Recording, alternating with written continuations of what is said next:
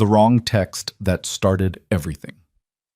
Sophia Ellis thought she was texting her deadbeat ex about the child support he owed, money she desperately needed for their sick daughter's medicine. Instead, her message landed in the phone of Alessio Castelli, a man whose name alone could stop conversations in the city's darkest corners. Within seconds, he knew her address, her daughter's name, and every detail of her life. Within minutes, black SUVs surrounded her building like a military operation. One wrong text, one dangerous name. And now, Sophia's entire world was about to shatter in ways she never imagined possible. If you're ready to dive into Sophia's journey from desperate single mom to something far more dangerous and powerful, stay with me until the end. And please, hit that like button and drop a comment telling me what city you're watching from. I love seeing how far these stories travel, and your support means everything. Ishaq. The apartment was freezing. Sophia Ellis pulled the thin blanket tighter around her shoulders and stared at the thermostat she couldn't afford to adjust. Outside, rain hammered against the window of her third-floor walk-up in Queens, each gust of wind making the old glass rattle in its frame. February in New York was brutal, but February without heat was something else entirely. "Mommy, I'm cold." Emma's small voice cut through the darkness, and Sophia's heart clenched. She crossed the tiny bedroom in 3 steps and knelt beside her daughter's bed, pressing her palm against the 4-year-old's forehead. Still burning up. The fever had started yesterday morning and hadn't broken despite the children's Tylenol. Sophia had stretched to its absolute limit. "I know, baby," she whispered, smoothing Emma's damp curls back from her face. "Try to sleep, okay? Mommy's going to make everything better." It was a lie. Sophia had been lying a lot lately. To Emma, to herself, to the landlord who'd started leaving increasingly aggressive notes on her door about the rent she was 3 weeks behind on. But what else could she do? The truth was too heavy for a 4-year-old to carry, and barely manageable for Sophia herself. She returned to the living room, which was really just an extension of the kitchen, separated by a breakfast bar with 2 wobbly stools, and collapsed onto the sagging couch. Her phone sat on the coffee table, screen dark, mocking her with its silence. No calls, no texts, no miracle job offers or sudden windfalls. Just silence.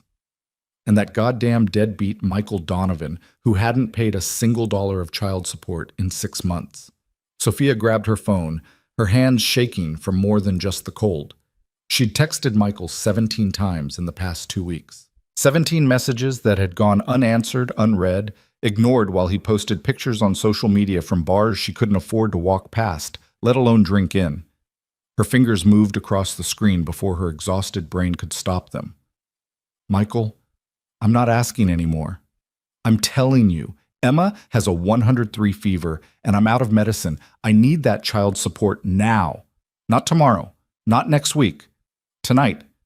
I don't care what you're doing or who you're with. Your daughter is sick, and you're going to step up for once in your pathetic life."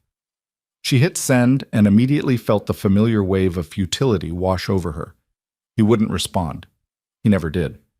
Michael Donovan was a special kind of coward, the type who could create a life and then pretend it didn't exist when it became inconvenient. Sophia set the phone down and pressed the heels of her palms against her eyes, trying to hold back tears that would accomplish nothing. She was so tired. Tired of being strong, tired of being alone, tired of working double shifts at the diner only to watch every penny disappear into rent and utilities and the endless black hole of barely surviving. Her phone buzzed. Sophia's eyes snapped open. For one wild, hopeful second, she thought maybe, just maybe, Michael had grown a conscience. She grabbed the phone and stared at the screen. "Who is this?" 2 words, not Michael's usual dismissive tone, and the number wasn't saved in her contacts. Sophia frowned, scrolling up to check the thread. Her message sat there at the top, but the number above it wasn't Michael's. The digits were similar, close enough that her exhausted, desperate fingers had clearly selected the wrong contact. "Shit," she muttered, already typing an apology. But before she could send it, 3 dots appeared. Someone was typing, "Fast, address." Sophia's fingers froze. That wasn't a question, it was a command. 1 word. No punctuation, absolute certainty that she would comply. She deleted her apology and typed carefully. "Sorry, wrong number. My mistake." The response came in seconds. Sophia Marie Ellis, 2847 Vernon Boulevard, apartment 3C, Queens. Daughter Emma Grace Ellis, age 4, fever of 103. Ex-boyfriend Michael Donovan, last known address 1432 East 7th Street. You mentioned the name Castelli in your message. I need to know why. Sophia's blood turned to ice. The phone slipped from her numb fingers and bounced on the couch cushion. Her breath came in short, sharp gasps as her brain tried to process what she'd just read. This person, whoever they were, knew her full name, her address down to the apartment number, Emma's name and age and current medical condition, Michael's address, everything. How was that possible? How could anyone know all of that from one wrong text message? And what name had she mentioned? Sophia grabbed the phone again with shaking hands and scrolled back to her original message. There, buried in her angry rant, she'd written, I don't care if you're hiding from the Castellis or the IRS or God himself. The Castellis. She'd heard the name before. Everyone in New York had heard the name before. The way you heard about storms or traffic or any other force of nature you learned to navigate around. The Castellis were old money and new violence. A family that controlled things most people pretended didn't exist.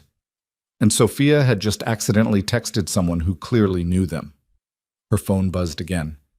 Sophia nearly dropped it. I'm going to call you now. Answer, don't make me ask twice. The phone rang before she could even process the words. The number on the screen was the same one from the texts, and Sophia's thumb hovered over the decline button for approximately half a second before survival instinct kicked in. Whoever this was, they knew where she lived. They knew about Emma. She answered, Hello? Ms. Ellis? The voice was male, calm, and carried the kind of authority that made her spine straighten automatically. My name is Alessio Castelli. You sent me a text message 20 minutes ago mentioning my family name in connection with Michael Donovan. I need to know exactly what you know about Michael's business with the Castellis. Sophia's mouth went dry. I don't know anything. It was a figure of speech. I was angry, and I meant to text my ex, and I hit the wrong contact, and I'm so sorry. I didn't mean, where's Michael Donovan right now? I don't know. When did you last see him? 3 months ago. Maybe 4. He's not involved in Emma's life. I've been trying to get child support from him, but he won't respond to my messages or calls or... Has he contacted you recently? Sent you anything? Asked you to hold something for him? No, nothing. I swear I haven't heard from him in months. I've been texting and calling, but he ignores everything. I wouldn't even know how to reach him if it wasn't for his social media. There was a pause. Sophia could hear voices in the background, low and urgent, and what sounded like car doors slamming. Ms. Ellis, listen to me very carefully, Alessio said, and something in his tone made her breath catch. Michael Donovan stole something from my family. Something extremely valuable and extremely dangerous. Multiple parties are currently looking for him, and those parties are not known for their restraint or their concern for collateral damage. Do you understand what I'm telling you? No, Sophia whispered, but she did. She absolutely did. It means anyone connected to Michael is at risk. That includes you and your daughter. The room tilted. Sophia gripped the back of the couch, her knuckles white. I'm not connected to him. We haven't been together in years. He doesn't even acknowledge Emma exists most of the time. Biology doesn't care about emotional distance, Ms. Ellis, and neither do the people looking for Michael. Another pause. I'm 3 minutes from your building. When I knock, you're going to let me in. We're going to have a conversation about what Michael may have told you, what he may have left with you, and what happens next. I can't just let a stranger into my home in the middle of the night. I'm not a stranger, Ms. Ellis. I'm the only thing standing between you and people who will hurt your daughter to get to Michael. 3 minutes. The line went dead. Sophia stood frozen in her dark apartment, phone clutched to her chest, mind racing through options she didn't have. She could call the police and tell them what? That a man she'd accidentally texted was coming to her apartment? That she'd mentioned a name she shouldn't have and now someone dangerous wanted to talk to her? What if this Alessio Castelli was lying? What if he was the dangerous one? But he'd known everything. Her name, her address, Emma's fever. That kind of information didn't come from nowhere. Sophia moved to the window and pulled back the thin curtain. The street below was empty except for parked cars and rain and the orange glow of streetlights. Then, as she watched, a convoy of black SUVs turned onto Vernon Boulevard, moving in perfect formation, like sharks. 4 vehicles, maybe 5. They rolled to a stop directly in front of her building, surrounding it in a way that made it clear this wasn't a friendly visit. This was a siege. Doors opened in perfect synchronization. Men emerged wearing dark suits and darker expressions, fanning out to cover every entrance and exit. They moved with military precision, speaking into earpieces, scanning windows and rooftops and shadows, with the practiced ease of people who knew exactly what they were doing. Sophia's hands trembled so badly she nearly dropped the curtain. One man stood apart from the others.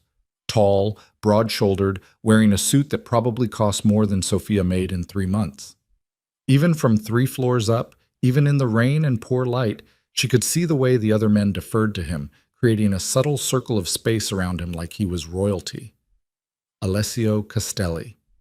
He looked up, directly at her window, and Sophia jerked back from the curtain like she'd been burned. But not before she caught a glimpse of his face.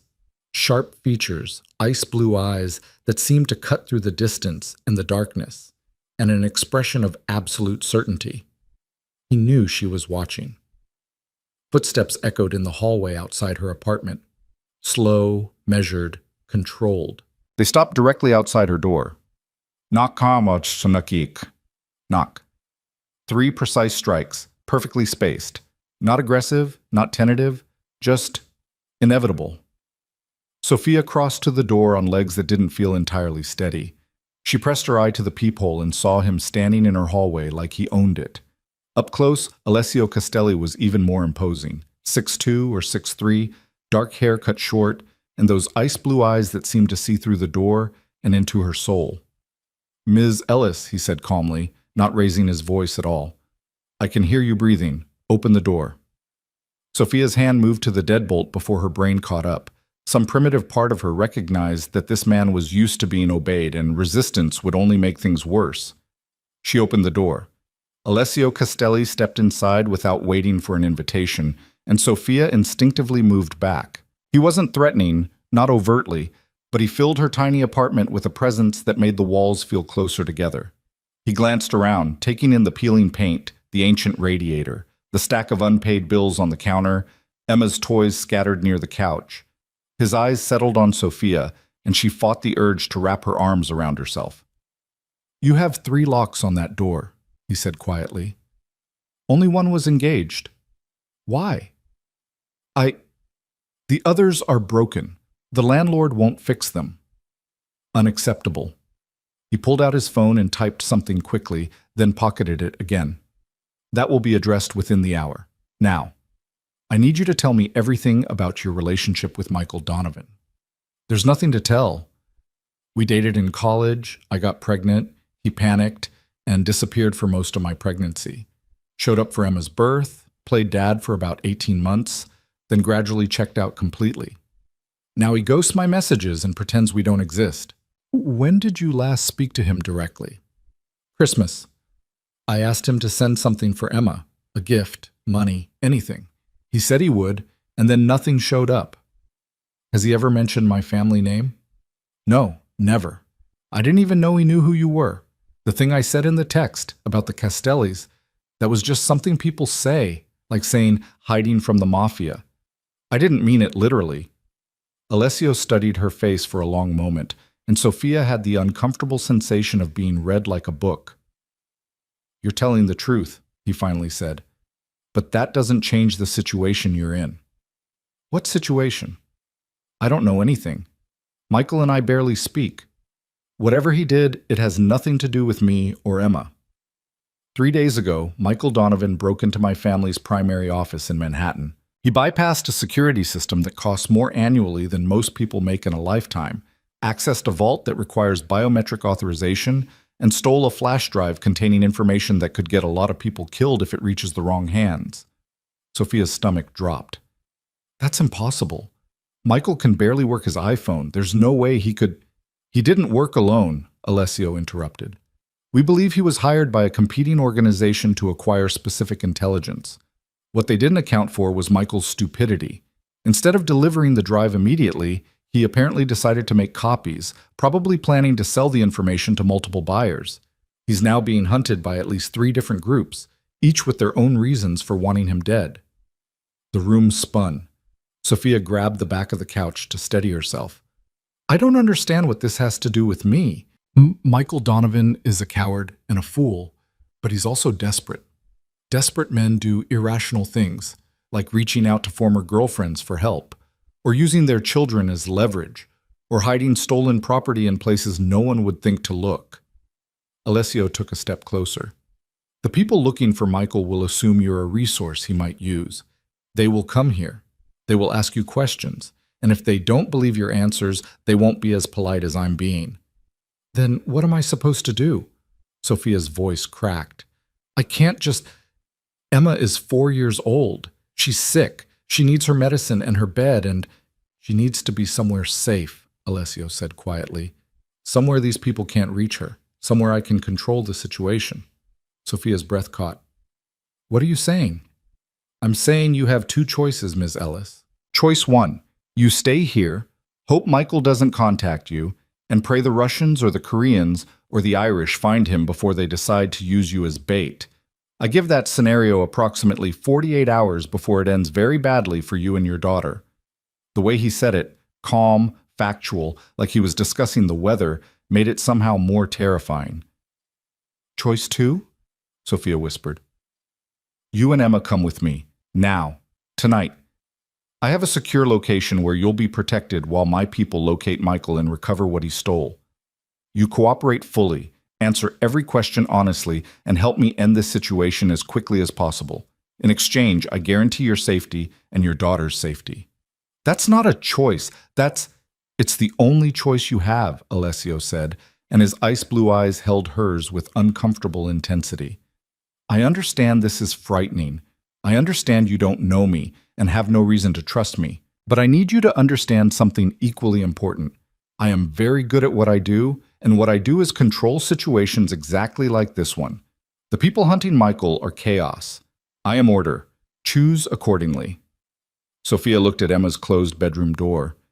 Through the thin walls, she could hear her daughter's congested breathing, the small sounds of restless sleep.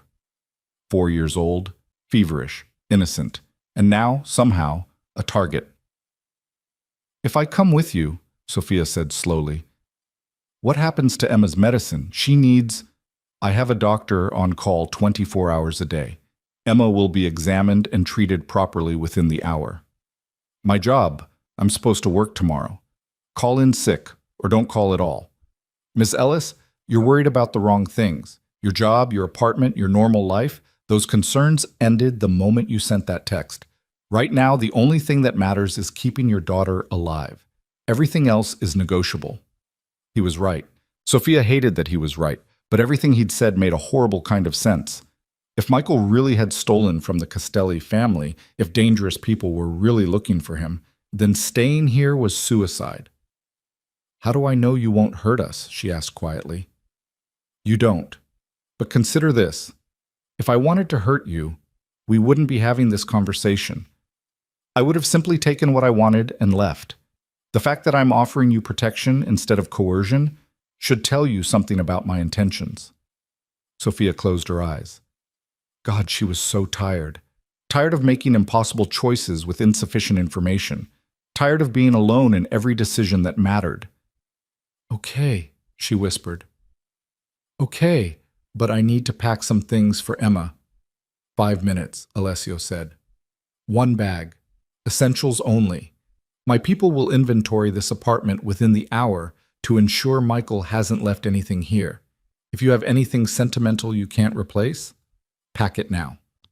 Sophia moved on autopilot, grabbing the ratty duffel bag she used for laundry and stuffing it with Emma's clothes, her favorite stuffed rabbit. The medication Sophia had left. Spare diapers, even though Emma was mostly trained. Her own stuff barely mattered. A change of clothes, her phone charger, her wallet with the $17 in cash it contained. The whole life she'd built for 4 years fit into 1 bag. When she emerged from the bedroom with the duffel over one shoulder and Emma wrapped in blankets in her arms, Alessio was standing by the window, phone to his ear, speaking in rapid Italian. He ended the call and turned to face her. Ready? No, Sophia said honestly. But I don't think that matters. It doesn't. He crossed to the door and opened it, gesturing for her to go first. Stay close to me. Don't look at anyone. Don't speak to anyone. When we get to the vehicle, get in quickly. The hallway was suddenly full of men in dark suits. Sophia counted 5, no 6, all watching her with professional detachment. They created a human corridor from her apartment door to the stairwell, and Sophia walked through it feeling like she was moving through a dream. Emma stirred against her shoulder. Mommy, where are we going? Somewhere safe, baby, Sophia murmured, kissing her hot forehead. Just close your eyes. The stairwell felt like it went on forever. Down 3 flights, Emma's weight growing heavier with each step, Alessio's presence a solid wall at her back. More men waited at the building's entrance, and when they stepped outside, Sophia realized the entire block had been transformed. Black SUVs idled at both ends of the street. Men stood at every corner, every alley entrance, every possible approach. It looked like a military operation. It looked like war. Alessio guided her to the center vehicle, and someone opened the door before they reached it. The interior was all black leather and tinted windows, and the faint smell of expensive cologne. Sophia slid in with Emma on her lap, and Alessio followed, the door closing behind him with a solid thunk that sounded horribly final. Drive, he said quietly. The convoy moved as one, pulling away from Sophia's building, her home, her life, everything familiar, and disappearing into the rainy New York night. Sophia watched through the tinted windows as Vernon Boulevard slipped past, then the bridge, then Manhattan's glittering skyline. She held Emma close and tried not to think about the fact that she'd just willingly gotten into a car with a man she'd met 20 minutes ago, a man whose last name was synonymous with violence and power and things that happened in shadows. Alessio was silent beside her, his attention on his phone, typing and scrolling with the efficiency of someone managing multiple crises simultaneously. Finally, he glanced at Emma's sleeping form. How long has she been sick? Since yesterday morning. The fever started around sunrise. Any other symptoms? Cough, congestion. She's been complaining about her ears hurting. Alessio nodded and sent another text. Dr. Chen will meet us at the house. She specializes in pediatrics. Emma will be comfortable. Where are we going? Somewhere very few people know about. Somewhere no one will think to look for you. He pocketed his phone and turned to face her fully. I need you to prepare yourself for what happens next, Miss Ellis. The house you're about to enter is not a home. It's a fortress. You won't be able to leave without my explicit permission. Your phones will be monitored. Your movements will be tracked. Every person you encounter will be there for a specific purpose, and that purpose is not your comfort. It's your security. Sounds like a prison, Sophia said quietly. It's the safest prison in New York, Alessio replied. And right now, that's exactly what you need. They drove for 40 minutes, leaving the city behind and heading north into Westchester County. The neighborhoods grew larger, the houses more imposing, until finally they turned onto a private road marked only by a subtle stone pillar. Trees lined the drive, creating a tunnel of darkness, and then the house appeared. Calling it a house was like calling the ocean a puddle. The structure sprawled across the hilltop like a sleeping giant. 3 stories of stone and glass and architectural statements Sophia couldn't begin to understand. Lights blazed from windows, illuminating manicured grounds that seemed to go on forever. A fountain sparkled in the circular drive. Sculptures dotted the landscape. It was beautiful. It was terrifying. The SUV stopped at the main entrance, where a woman in her 50s wearing a white coat waited with a medical bag. Dr. Chen, presumably. More men in suits flanked the doorway, and Sophia realized with a sinking feeling that Alessio hadn't been exaggerating about the security. This place was a fortress. Welcome to my home, Ms. Ellis, Alessio said as he stepped out of the vehicle. Try to rest tonight. Tomorrow, we have a lot of work to do. Sophia climbed out with Emma in her arms, her legs shaky after the long drive. Dr. Chen approached immediately, her expression warm despite the circumstances. Let's get this little one examined, she said gently. I promise to be quick. They were ushered inside through a foyer that could have fit Sophia's entire apartment twice over, and up a curved staircase to a second-floor suite that was larger than any home Sophia had ever lived in. A king bed dominated one wall, a sitting area with a fireplace occupied another. Through an open door, Sophia could see a bathroom with a tub that looked like it belonged in a spa. "This is your room," Alessio said. "There's a connecting door to an adjacent bedroom where Emma can sleep once Dr. Chen has cleared her. You'll find everything you need, clothes, toiletries, anything you might have forgotten. If something is missing, tell Maria." He gestured to a woman in her 30s who'd appeared silently in the doorway. "She manages the household and will ensure you're comfortable." Comfortable. Right. Because that was possible while being held in a gilded cage by a man who could apparently find out everything about her life with a single phone call. Dr. Chen set up her equipment on the coffee table and smiled at Emma. "Hello, sweetheart. My name is Dr. Chen. I hear you're not feeling very well. Can I take a look at you?" Emma, bless her, was too exhausted to be scared. She let the doctor examine her with minimal fuss, and Sophia watched as Dr. Chen checked her temperature, 103.2, listened to her lungs, looked in her ears and throat. "Bilateral ear infection," Dr. Chen finally announced. "Common, easily treatable, but painful for someone this small. I'm going to give her an antibiotic injection now and start her on oral antibiotics tomorrow. The fever should break within 24 hours. "Is she going to be okay?" Sophia asked, hating how her voice shook. "She's going to be fine," Dr. Chen said firmly. "This is very routine. The injection will sting for a moment, but then she'll start feeling better almost immediately." Sophia held Emma close while Dr. Chen administered the shot, whispering reassurances and stroking her daughter's hair. Emma cried, sharp, wounded sobs that made Sophia's chest ache, but within minutes she was calm again, curled against Sophia's chest with her thumb in her mouth. "Let her sleep," Dr. Chen advised. "I'll check on her in the morning. And you," she turned to Sophia with a knowing look, "you need rest too. When was the last time you slept through the night?" Sophia couldn't remember. "Doctor." Chen packed up her equipment and left with final instructions to call immediately if Emma's condition changed. Maria showed them to the connecting bedroom, where a twin bed had been prepared with sheets so soft Sophia was afraid to touch them. She settled Emma under the covers, tucking the stuffed rabbit beside her, and stood watching her daughter sleep for a long moment. Safe. Emma was safe here, fed and warm and being treated by a real doctor instead of Sophia's desperate Google searches and generic fever reducers. "Ms. Ellis."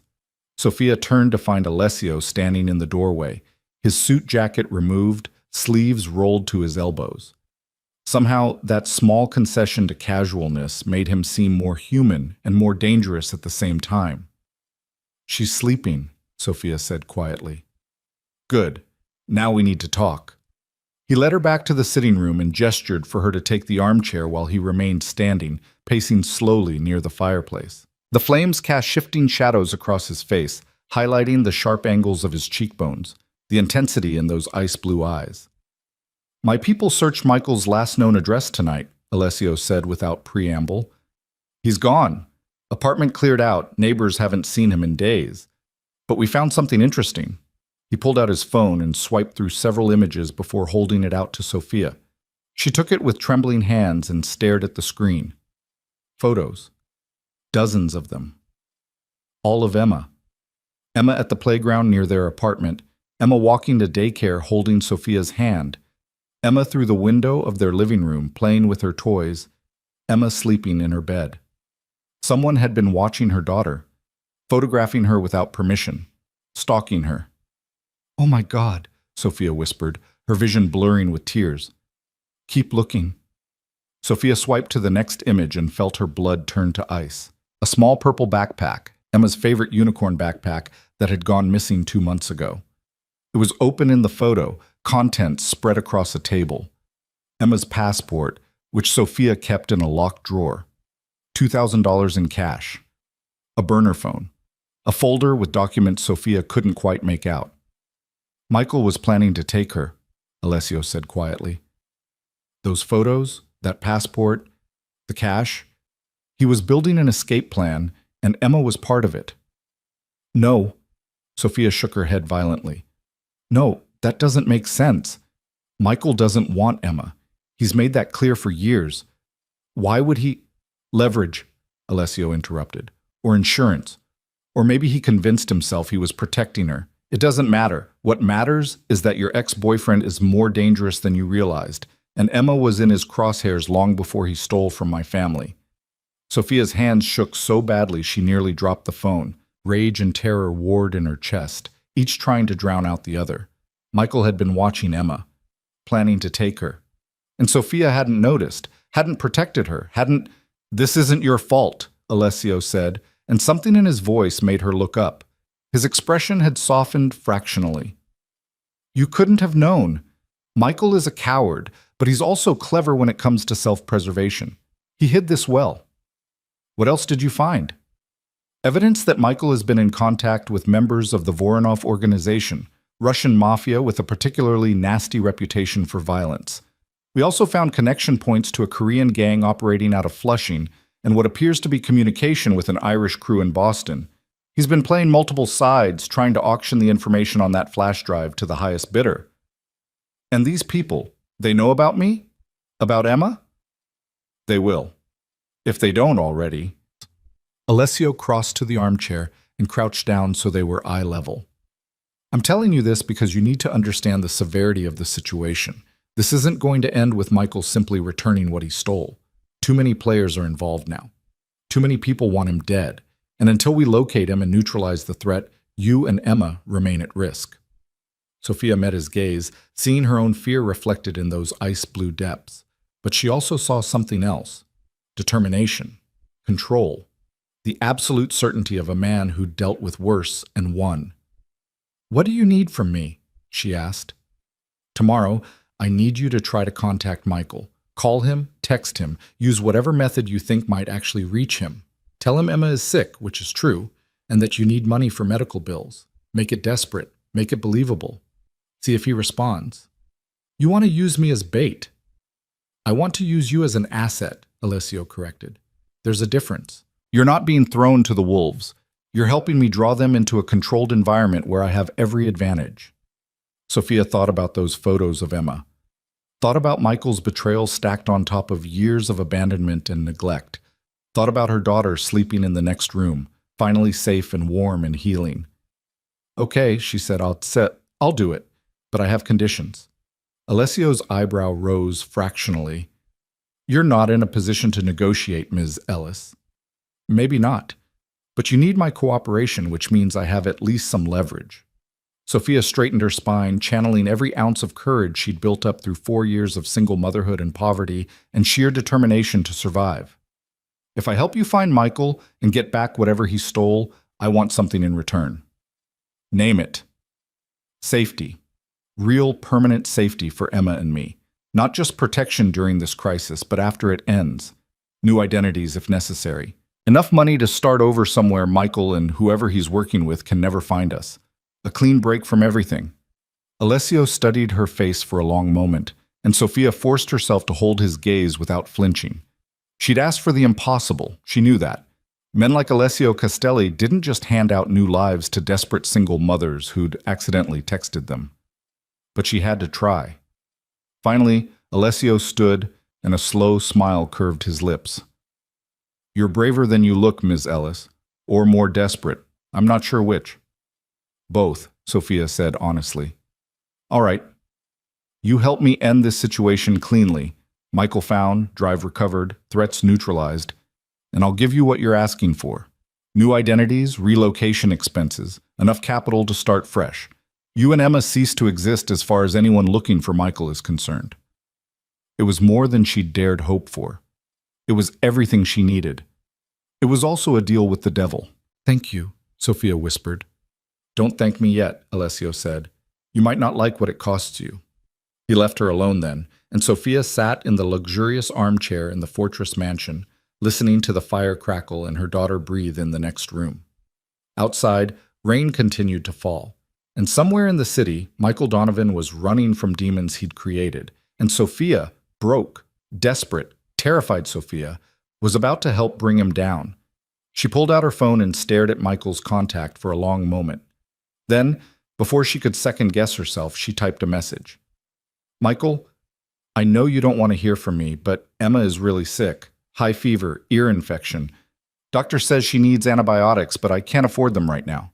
Please, I'm begging you. If you ever cared about her at all, send something, anything. I'm desperate." She hit send and watched the message deliver. Read receipts were off. They always were with Michael, so she had no way of knowing if he'd even see it. But somewhere in the night, her message traveled through digital pathways to wherever Michael was hiding, and with it went Sophia's last hope for a normal life, and the first step towards something far more dangerous. The fire burned low. Emma slept peacefully. And Sophia Ellis sat awake in a stranger's mansion, waiting for morning and whatever fresh horrors it might bring. One wrong text message had brought her here. She could only hope that same mistake might somehow save them both. Sophia woke to sunlight streaming through unfamiliar windows and the disorienting sensation of silk sheets against her skin. For 3 confused seconds, she thought she was dreaming. Then memory crashed back. The wrong text, the SUVs, Alessio Castelli's ice blue eyes, the photos of Emma. She bolted upright and immediately rushed to the connecting door. Emma was still asleep, curled around her stuffed rabbit, her breathing easier than it had been in days. Sophia pressed her palm to her daughter's forehead and nearly cried with relief. Cool. The fever had broken.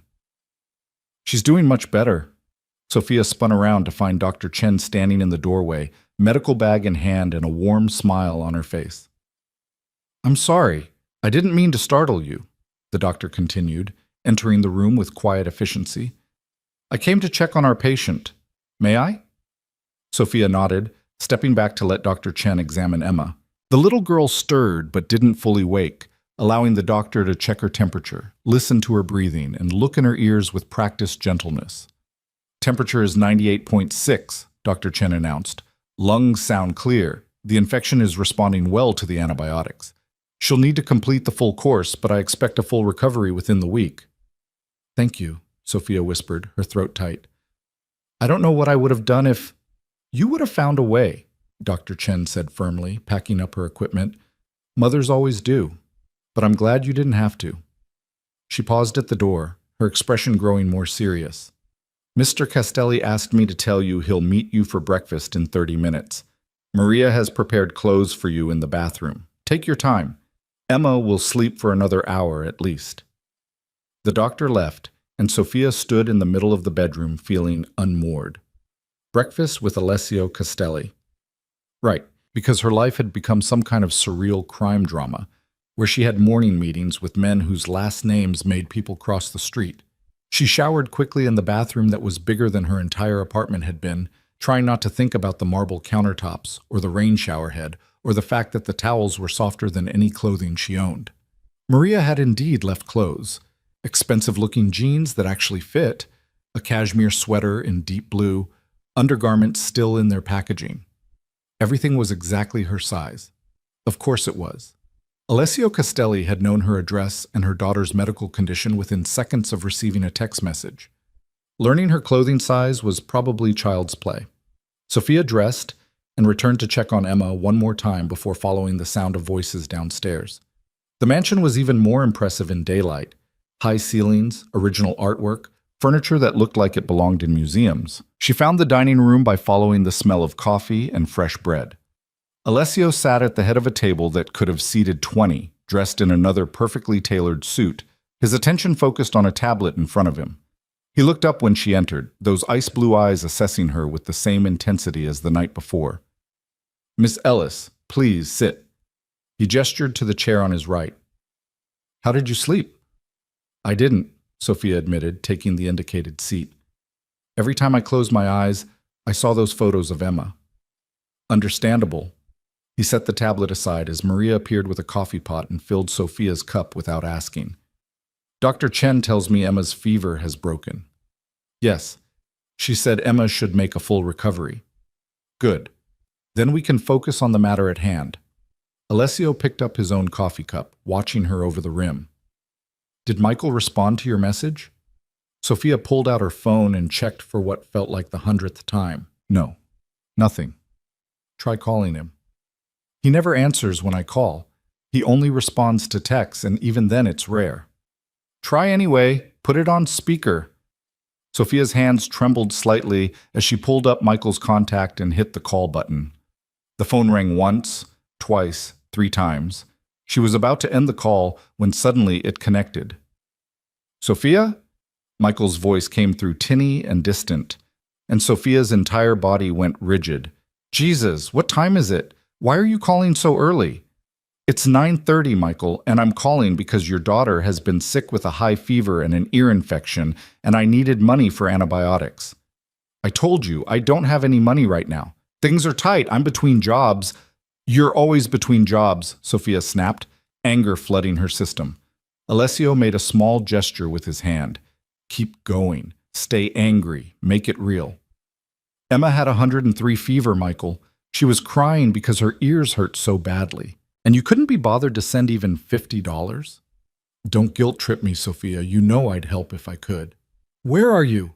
The question came out sharper than Sophia intended, and there was a pause on the other end of the line. What do you mean, where am I? I'm at home. Why? Because I tried your apartment, and your landlord said you moved out 3 days ago without notice. So where the hell are you, Michael? Another pause, longer this time. Sophia could hear background noise, traffic, voices, the distinct sound of a subway announcement. I'm staying with a friend, Michael finally said. Look, I'm dealing with some stuff right now, okay? Some complicated business things. Once I get it sorted out, I'll send you money for Emma, I promise. What kind of business things? Nothing you need to worry about. Just trust me, okay? Everything's going to work out, and then I'll make it right with you and Emma. I swear. Alessio was typing rapidly on his tablet, his expression focused. He held up the screen to show Sophia a message. Keep him talking. Ask about the backpack. Michael, I need to ask you something, Sophia said, her voice shaking now for real. A couple months ago, Emma's unicorn backpack went missing. The purple one she loved. Did you take it? Dead silence. Michael? Why would you ask me that? Because I've been tearing the apartment apart looking for it, and Emma asks about it constantly. If you took it for some reason, just tell me. I need to know. I don't know anything about a backpack, Sophia. Jesus, why are you acting so weird? Are you okay? Am I okay? Sophia's voice rose. My daughter was sick. I have no money. Her father won't help, and now I'm asking about a missing backpack. How do you think I am? Look, I gotta go. I'll call you later, okay? When things calm down. Michael, wait. The line went dead. Sophia set the phone down with shaking hands and looked at Alessio. He hung up. That's fine. You did well. Alessio was still focused on his tablet, swiping and typing with practiced efficiency. The call lasted 2 minutes and 47 seconds. More than enough time for my people to triangulate his location. He's in Brooklyn, Red Hook area, near the waterfront. How did you? I told you, Ms. Ellis, I'm very good at what I do. He set the tablet aside and leaned back in his chair, studying her. Did you notice how he deflected every direct question? Where he's staying, why he left his apartment, the backpack. Classic evasion tactics from someone with something to hide. He sounded scared, Sophia said quietly. He should be. He's made enemies of people who don't forgive or forget. Alessio paused. How do you feel, hearing his voice again? It was an unexpectedly personal question, and Sophia took a moment to consider her answer. Angry, sad, disgusted, all the usual feelings when it comes to Michael, but also, she hesitated. What? Also relieved that Emma sounds nothing like him, that she's better than him, that whatever genes he gave her got completely overridden by... Sophia stopped, realizing how much she was revealing, but Alessio just nodded. Children often transcend their origins. It's one of the more hopeful aspects of human nature. He stood, buttoning his suit jacket. I need to coordinate with my team regarding Michael's location. Maria will bring you breakfast. Stay in the house today. Don't go outside. Don't answer the door. Don't contact anyone except Emma's daycare to let them know she's sick. What are you going to do? What's necessary? He started to leave, then turned back. One more thing. Did Michael sound like he was alone on that call? Sophia thought back, replaying the conversation in her mind. I'm not sure. There were background sounds, but I couldn't tell if someone was with him or if it was just street noise. Think carefully. Any voices? Anyone speaking to him before or after he spoke to you? No, I don't think. Wait. Right before I called, right as he answered, I thought I heard someone say something. A man's voice, maybe, but I couldn't make out the words. Alessio's expression darkened. He's not alone, which means he's either with the people who hired him or he's being held by someone who wants what he stole. Either scenario complicates things. He pulled out his phone and typed a quick message. Stay alert, Ms. Ellis, and keep your phone on you at all times. If Michael contacts you again, I need to know immediately. He left before Sophia could respond, his footsteps echoing through the vast house. Maria appeared moments later with a breakfast spread that would have fed 6 people. Fresh fruit, pastries, eggs, bacon, yogurt, juice, more coffee. Sophia picked at it, her appetite non-existent despite the incredible quality of the food. She was helping a man she barely knew hunt down her ex-boyfriend. She was living in a mansion that looked like something from a magazine. Her daughter was being treated by a private doctor in a bedroom that cost more to furnish than Sophia had earned in the past year. And somewhere in Brooklyn, Michael was running from consequences he'd created, dragging Sophia and Emma into danger with his usual selfish thoughtlessness. The day crawled by with agonizing slowness. Emma woke around noon, groggy but clearly feeling better. Sophia spent the afternoon watching Disney movies with her daughter in the media room, an actual theater with reclining seats and a screen the size of Sophia's old living room. Maria brought lunch, snacks, more medicine for Emma, anything they needed before Sophia even thought to ask. It should have been paradise. It felt like a velvet trap. Around 6 in the evening, as Sophia was helping Emma with a coloring book in their suite, her phone buzzed with a text from an unknown number. This is Alessio. Come to my office, 3rd floor, west wing. Maria will show you. Bring your phone. Sophia's heart rate kicked up. She asked Maria to stay with Emma. The housekeeper agreed immediately, settling onto the floor to color alongside the 4-year-old like it was the most natural thing in the world, and followed the directions to Alessio's office. The west wing was quieter than the rest of the house, more austere. Sophia passed several closed doors before reaching the one at the end of the hall. She knocked twice. Come in. Alessio's office was all dark wood and leather, walls lined with books and what looked like surveillance monitors showing various angles of the property.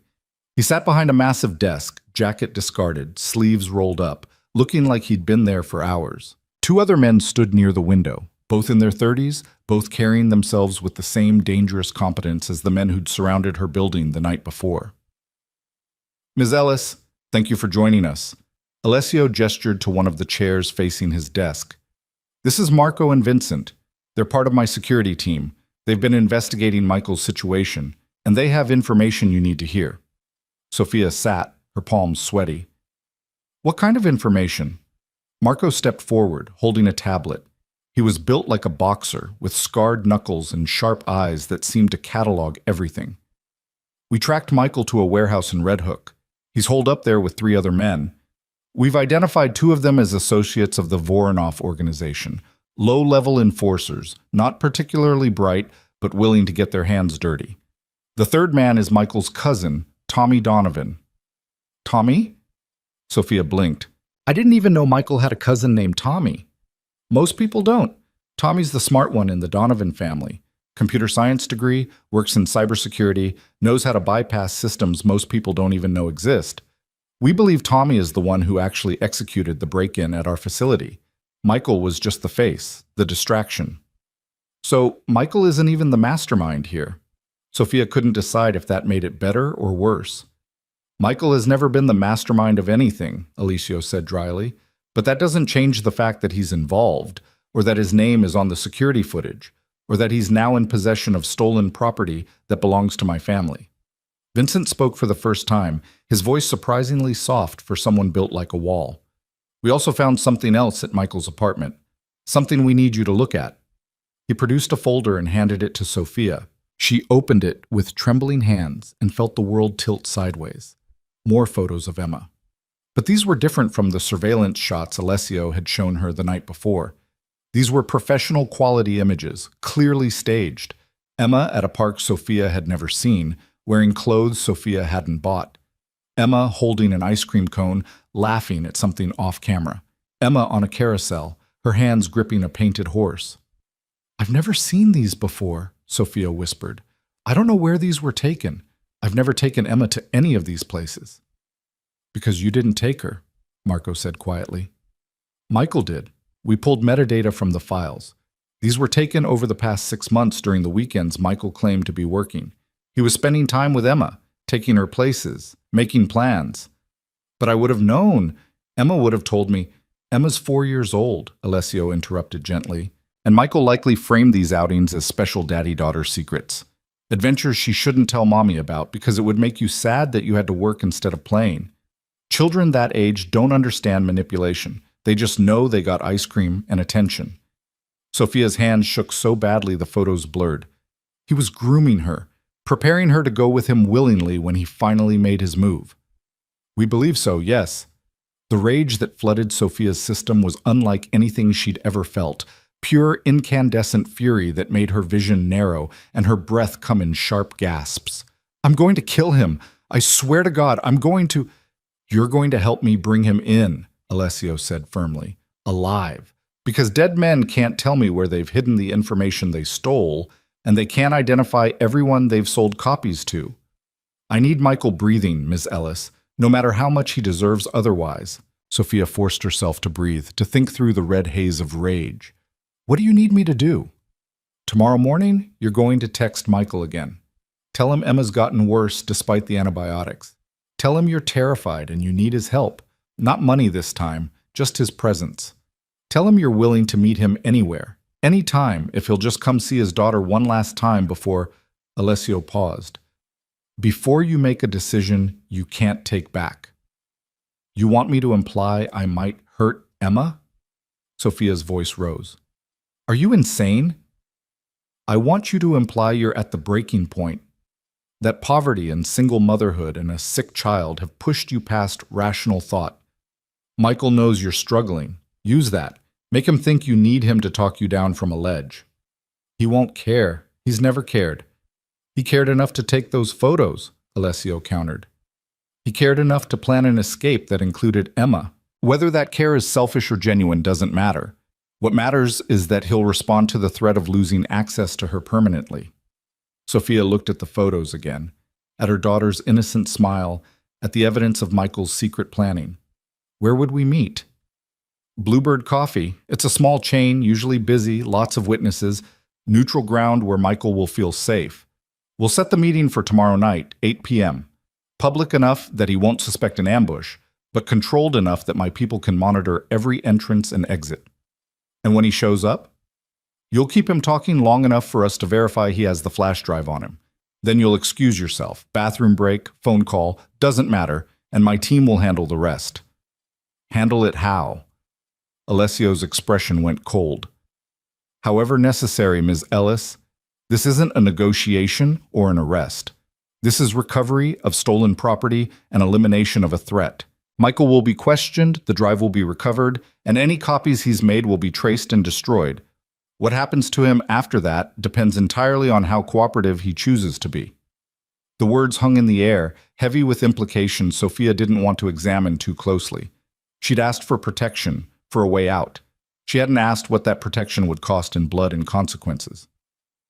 I need to think about this, she said quietly. You have until morning. But understand something. This meeting is happening whether you participate or not.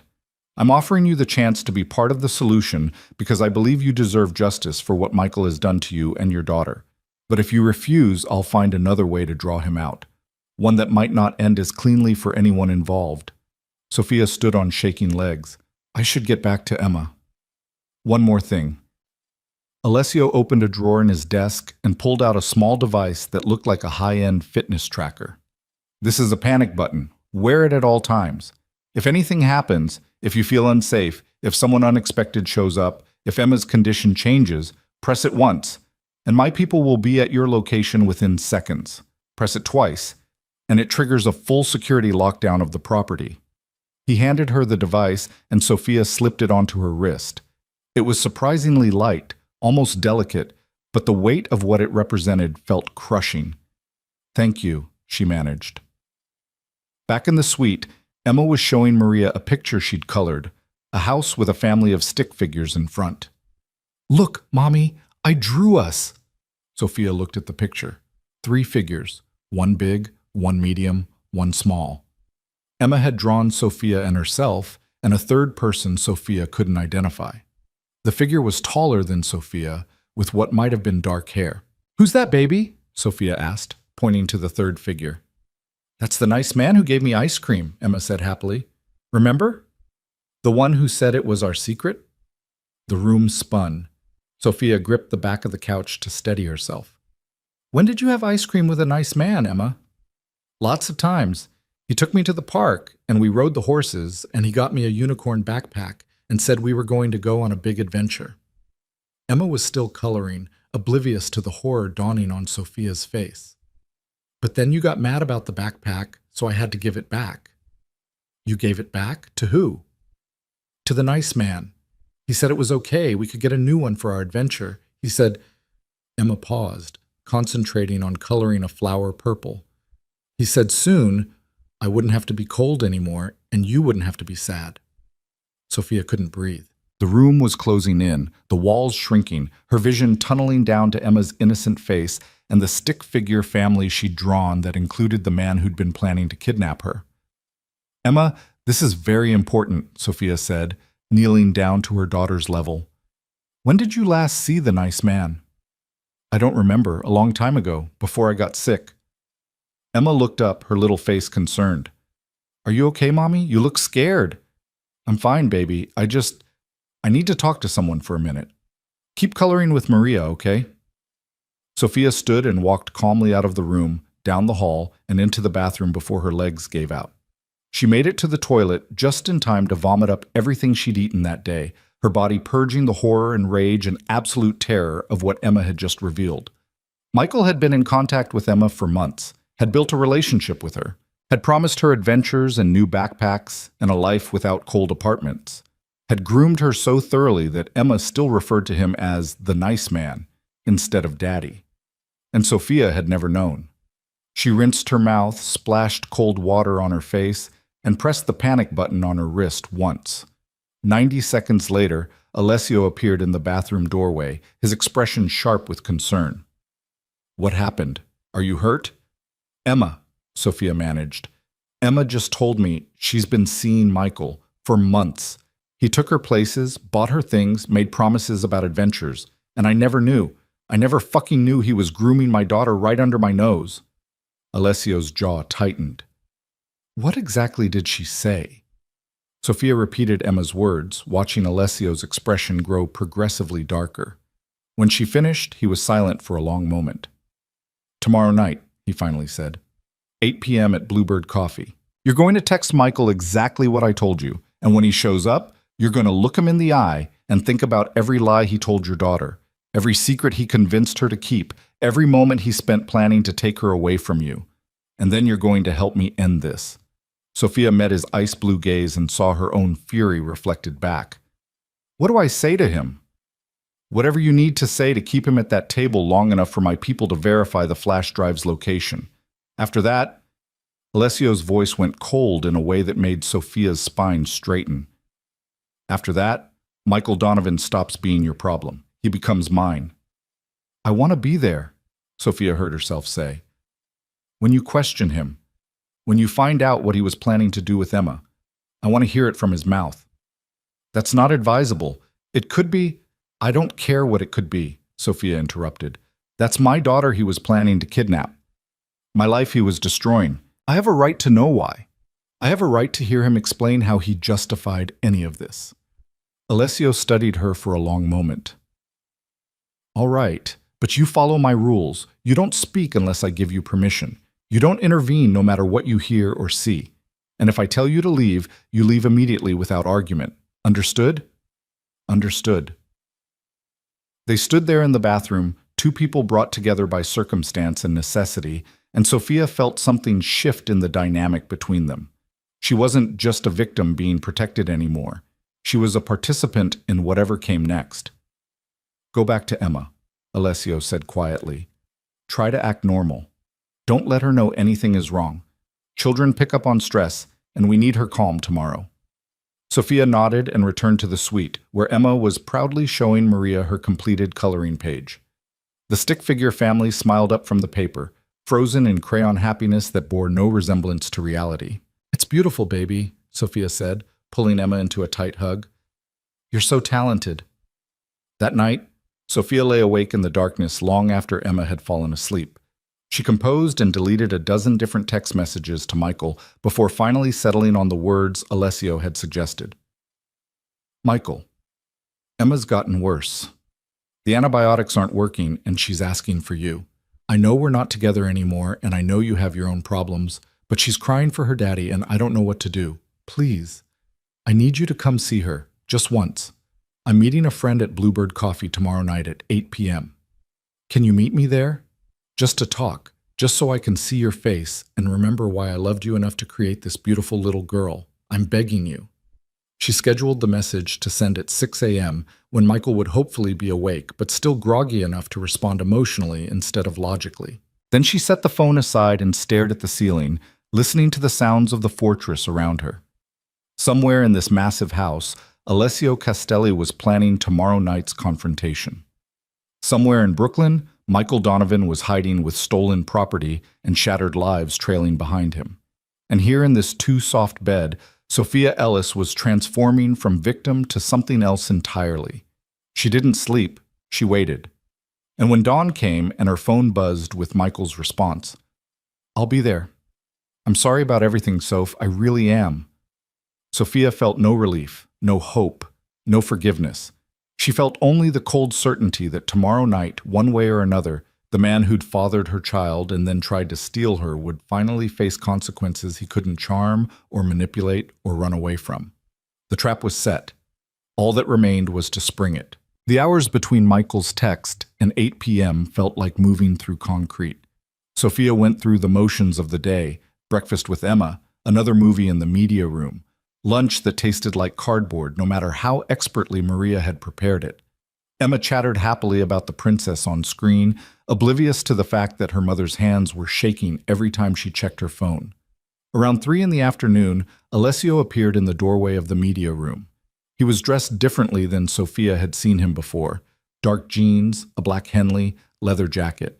He looked less like a businessman and more like exactly what he was, someone capable of violence when necessary.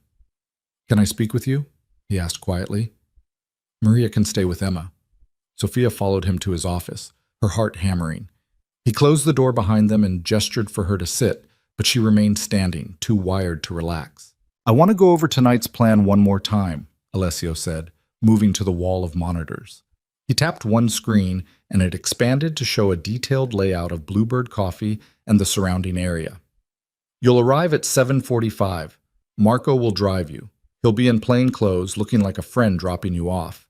You'll go inside, order a coffee, and sit at this table." He pointed to a spot near the window, but with clear sight lines to all the exits. "Marco will be positioned here, in the bookstore across the street. Vincent will be at this corner, posing as a street vendor. I'll be in a vehicle here, monitoring everything through the cameras my team installed this morning." "You installed cameras in a public coffee shop?" "I installed cameras in 6 locations surrounding the coffee shop, plus 2 inside the shop itself. By the time Michael arrives, I'll have visual coverage of every approach, every exit, and every person within a 3-block radius." Alessio zoomed in on the layout.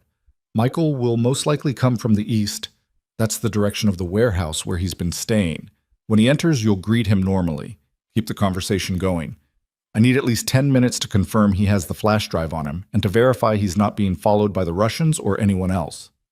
"What if he doesn't have it with him?" "Then you'll convince him to go get it. Tell him you need money for Emma's medical bills and you know he has something valuable he can sell.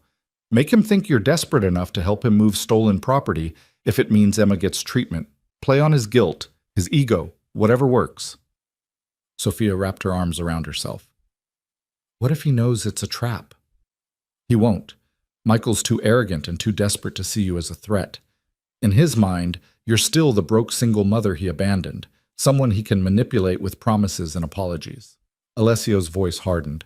"Use that. Let him think he has the upper hand right up until he doesn't. And when you have what you need, you'll excuse yourself. Bathroom, phone call to check on Emma, whatever feels natural. Once you're clear of the immediate area, Marco will extract you to the secondary vehicle and bring you back here. What happens after that is not something you need to witness.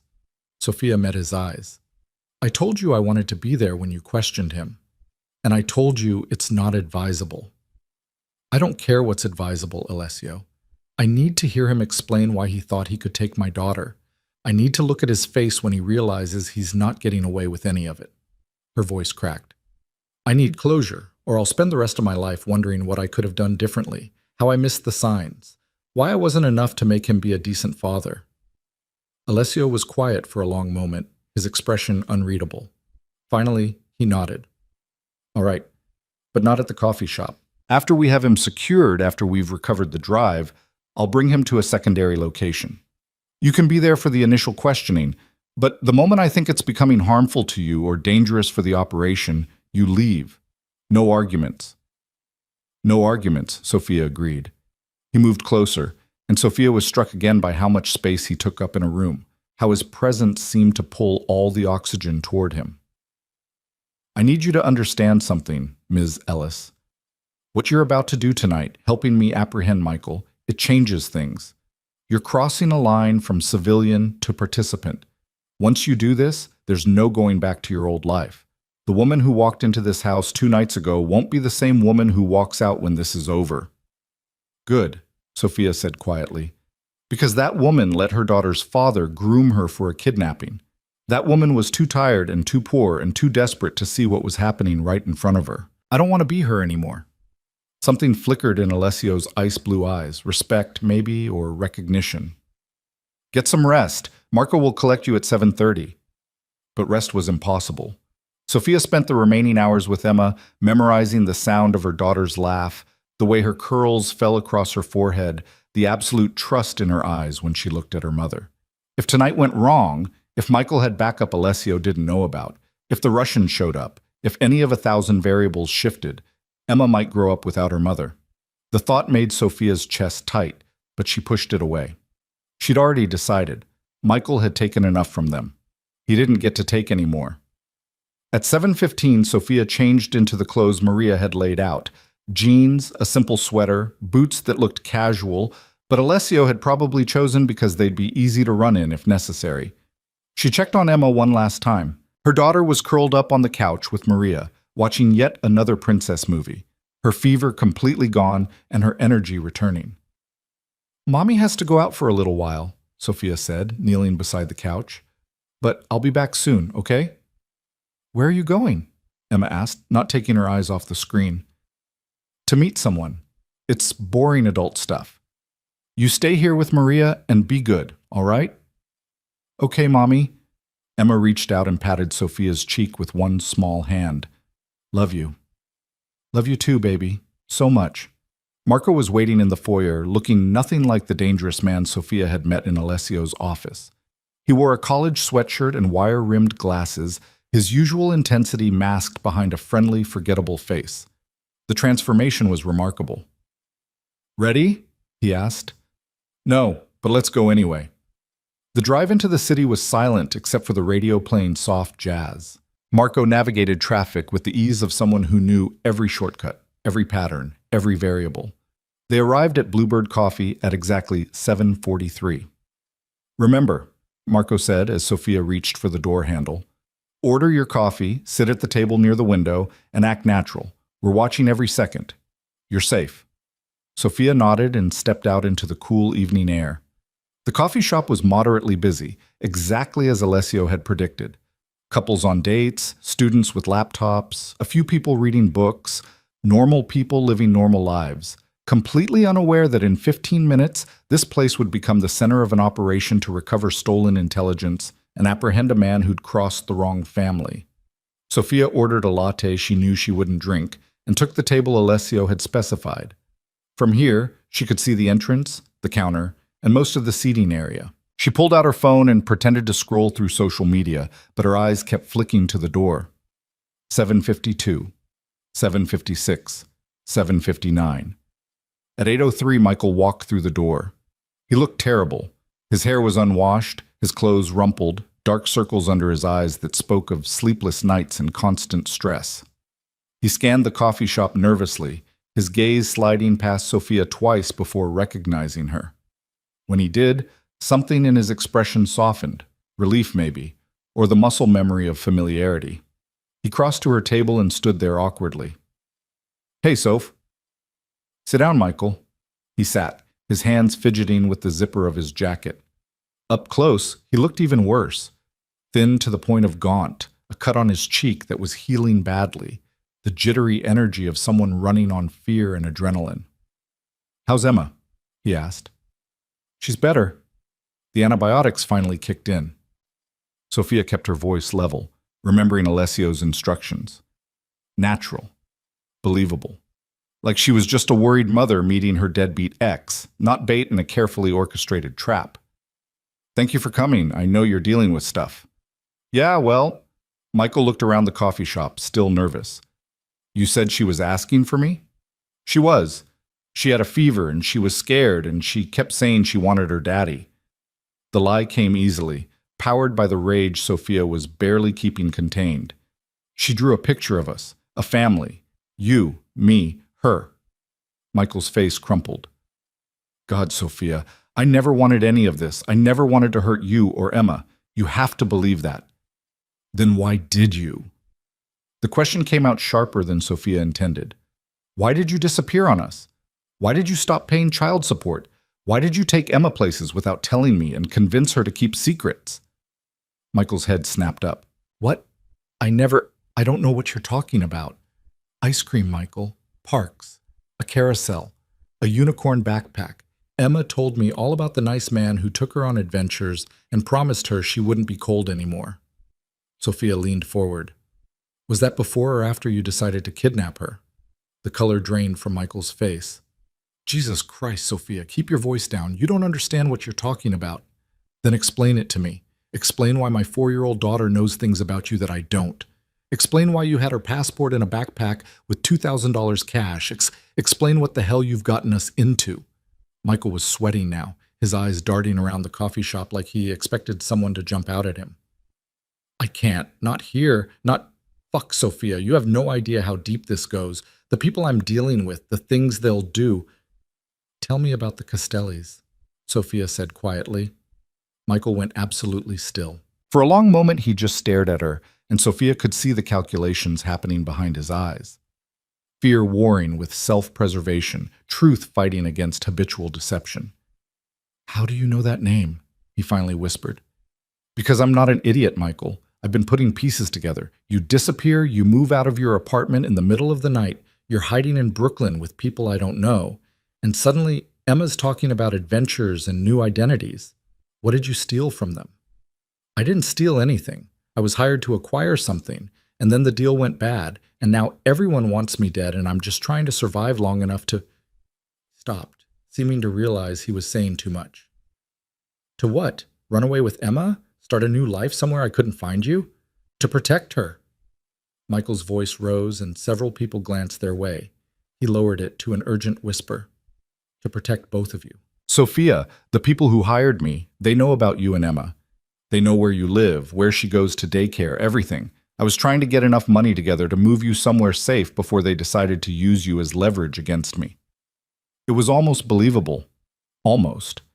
If Sophia hadn't seen the photos, hadn't heard Emma's innocent recounting of their secret adventures, hadn't watched Alessio's team piece together evidence of Michael's real plan, she might have bought it.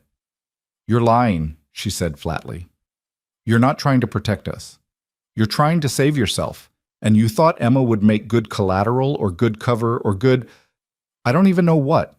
But don't you dare sit there and pretend this was about keeping us safe." "Sophia, please. Do you have the flash drive with you?" Michael blinked. "What?" "The thing you stole from the Castellis. The information that's making everyone hunt you. Do you have it here, or did you hide it somewhere?" "How do you..." Michael's face went white. Oh my God, Sophia, what did you do? Who did you talk to?" "Someone who actually wants to help me, unlike you." Michael stood up so fast his chair scraped loudly against the floor. "We need to go, right now. They're probably watching us. If the Castellis know you know about the drive, they'll think you're involved. They'll..." Sit down, Michael. No, no, we're leaving. We're getting Emma and we're getting out of New York tonight. I have money. I have a plan. We can go to Canada or. I said sit down. Sophia's voice cut through his panic like a knife. Or I walk out that door and you never see Emma again. Not through lawyers, not through supervised visits, not ever. Your choice. Michael sat, his hands shaking. You don't understand what you've done. The Castellis don't forgive, Sophia. They don't forget. If they know you're connected to me, if they think you know anything about what I took, I'm already connected to you, Michael. I've been connected to you since the moment I got pregnant 4 years ago. You made sure of that, and then you made it worse by dragging us into your mess. Sophia pulled out her phone, her finger hovering over a text to Alessio. Last chance. Tell me the truth about Emma. Tell me what you were really planning. Michael's composure cracked completely. I was going to take her somewhere safe. Somewhere the Russians and the Koreans and the Castellis couldn't find us. I know you think I'm a bad father, and maybe I am, but she's still my daughter. I made her too. I have a right to protect her. You have a right to nothing, Sophia said coldly. You abandoned us. You ignored every message, every call, every plea for help, and now you want credit for trying to kidnap your own child? It's not kidnapping if she's mine too. The words hung between them, and Sophia saw it clearly now. The entitlement, the refusal to accept responsibility, the ability to reframe every selfish choice as somehow noble or necessary. Michael genuinely believed he was the victim here. He genuinely thought taking Emma without Sophia's knowledge or consent was protection rather than theft. You're unbelievable, Sophia whispered. You're actually insane. No, Sophia, listen to me. He reached across the table to grab her hand, but before he could make contact, two things happened simultaneously. The front door of the coffee shop opened and Vincent walked in, his massive frame blocking most of the light, and Sophia's phone buzzed with a text from Alessio. We have confirmation. He's wearing the drive on a chain around his neck. Get clear, now. Sophia stood abruptly. I need to use the restroom. Sophia, wait. But she was already moving, weaving through tables toward the back hallway where the bathrooms were. Behind her, she heard Michael call her name, heard the scrape of his chair as he started to follow. Then Vincent's calm voice cut through the ambient noise of the coffee shop. Michael Donovan, I need you to come with me. Sophia didn't look back. She pushed through the hallway, past the bathrooms, and out the back exit into an alley where Marco was waiting with a dark sedan, engine running. In, he said, opening the passenger door. Sophia slid inside and Marco pulled away from the curb before she'd even closed the door. Through the side mirror, she caught a glimpse of the coffee shop's front entrance, where Vincent and another man were escorting Michael outside with practiced efficiency. No scene, no shouting, just a firm grip on each arm and the subtle flash of something under Vincent's jacket that made Michael stop struggling. They had him. Marco drove in silence for several blocks before speaking. You did well. Kept him talking, got the confirmation we needed, extracted cleanly. Alessio will be pleased. Where are you taking me? Back to the house. Alessio will contact you when he's ready for you to be present during questioning. How long will that be? Couple hours, maybe. They need to sweep Michael for tracking devices, search him properly, verify the drive is genuine, and he doesn't have copies hidden elsewhere. Standard procedure. Standard procedure for interrogating someone who'd stolen from the Castelli family. Standard procedure for a world Sophia had fallen into by accident and was now navigating like it was normal. They arrived back at the mansion just after 9. Emma was already asleep, Maria reported, having fought bedtime for approximately 7 minutes before exhaustion won. Sophia checked on her anyway, needing to see her daughter's peaceful face, needing the reminder of why she'd done what she'd just done. Emma slept with her stuffed rabbit clutched to her chest, her breathing easy and unlabored, her fever gone like it had never been. Safe, protected, completely unaware that her mother had just helped apprehend her father. Sophia sat in the dark nursery and waited. At 11:17, her phone buzzed. We're ready. Marco will bring you. The drive took 40 minutes, heading deeper into industrial areas where buildings sat dark and abandoned, where streetlights flickered or didn't work at all, where the only sounds were distant traffic and the occasional siren. Marco pulled up to a warehouse that looked like every other warehouse on the block. Unremarkable, forgettable. the kind of place people passed without seeing. Inside was a different story. The main floor had been converted into something that looked half office, half operations center. Computers lined one wall, showing feeds from what must have been dozens of cameras around the city. A conference table dominated the center of the room, covered in documents and photos and equipment Sophia couldn't identify. Men in dark suits moved with purpose, speaking in low voices, the controlled chaos of people executing a complex plan. Alessio stood near the back wall, listening to Vincent report something. When he saw Sophia, he excused himself and crossed to her. "Thank you for coming," he said quietly. "I want to prepare you for what you're about to see. Michael has been searched and secured. We've recovered the flash drive from around his neck, and we're currently verifying it's the original and not a duplicate. He's in the back room, restrained but unharmed. I'm going to ask him questions about his plans regarding Emma, about the people he's working with, and about any copies he may have made of the stolen data. You can observe, but you cannot intervene. Understood?" "Understood." Alessio studied her face. "If at any point this becomes too much, if you need to leave, there's no shame in that. What you're about to witness isn't going to be pleasant. I'm not leaving until I hear him explain why he thought he could take my daughter." "All right, follow me." He led her through the warehouse to a door at the back. Through it was a smaller room, concrete walls and floor, a single metal chair bolted to the ground.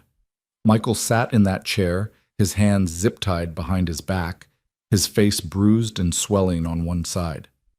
When he saw Sophia, his expression went from fear to confusion to betrayal in rapid succession. "Sophia, what? Oh my God, what did you do? What the fuck did you do?" "I did what I had to do to protect my daughter," Sophia said, her voice steadier than she felt. "Something you never bothered to learn how to do." Alessio positioned himself in front of Michael, blocking part of Sophia's view. Two other men flanked the door, Marco and someone Sophia didn't recognize. The temperature in the room felt 10 degrees colder than the rest of the warehouse. "Michael Donovan," Alessio said calmly, "we're going to have a conversation about the choices you've made over the past 6 months. How honest you are determines how this evening ends for you. Do you understand?" "Fuck you. I want a lawyer. I want—" Alessio moved so fast Sophia barely tracked it. One moment he was standing casually, the next his hand was gripping Michael's jaw, forcing his head back at an angle that looked painful. "You're not under arrest, Mr. Donovan. You're not entitled to a lawyer. You're sitting in my warehouse after stealing from my family and putting a 4-year-old child in danger. The only thing you're entitled to is the opportunity to convince me you're worth keeping alive. I suggest you start talking." He released Michael's jaw and stepped back. Michael was panting, his eyes wide with terror. "What do you want to know?" "Let's start with Emma," Alessio said, and Sophia's breath caught. "You've been secretly spending time with her for approximately 6 months, taking her places without her mother's knowledge or permission, buying her things, making her promises. Why?" I'm her father. I wanted to know her. Wanted her to know me." "Try again, and this time, don't insult my intelligence." Michael swallowed hard. "I needed a backup plan. Something in case the deal with the Russians went bad. I thought if I had Emma, if I could disappear with her, they wouldn't hurt me because I'd have leverage. A kid. They wouldn't risk killing the father of a kid." Sophia felt like she'd been punched. Hearing it confirmed, hearing Michael admit he'd planned to use Emma as a human shield, made her vision blur with rage. "So your daughter was insurance," Alessio said flatly. "Protection against the consequences of your own poor decisions. I would have taken care of her. I wouldn't have let anything happen to her. You took photographs of her without permission. You stole her passport. You built an escape plan that included removing her from the only home she's ever known and the only parent who's ever actually cared for her." Alessio's voice went cold. "That's not protection, Mr. Donovan. That's kidnapping. And if you'd succeeded, it would have destroyed that child's entire life." "Better destroyed than dead." Michael was crying now, tears and snot running down his face. "You don't understand the kind of people I was dealing with. The Voronovs don't fuck around.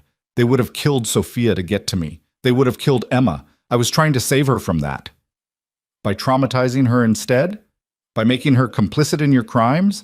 By turning her into a fugitive before she could even read? I didn't have a choice.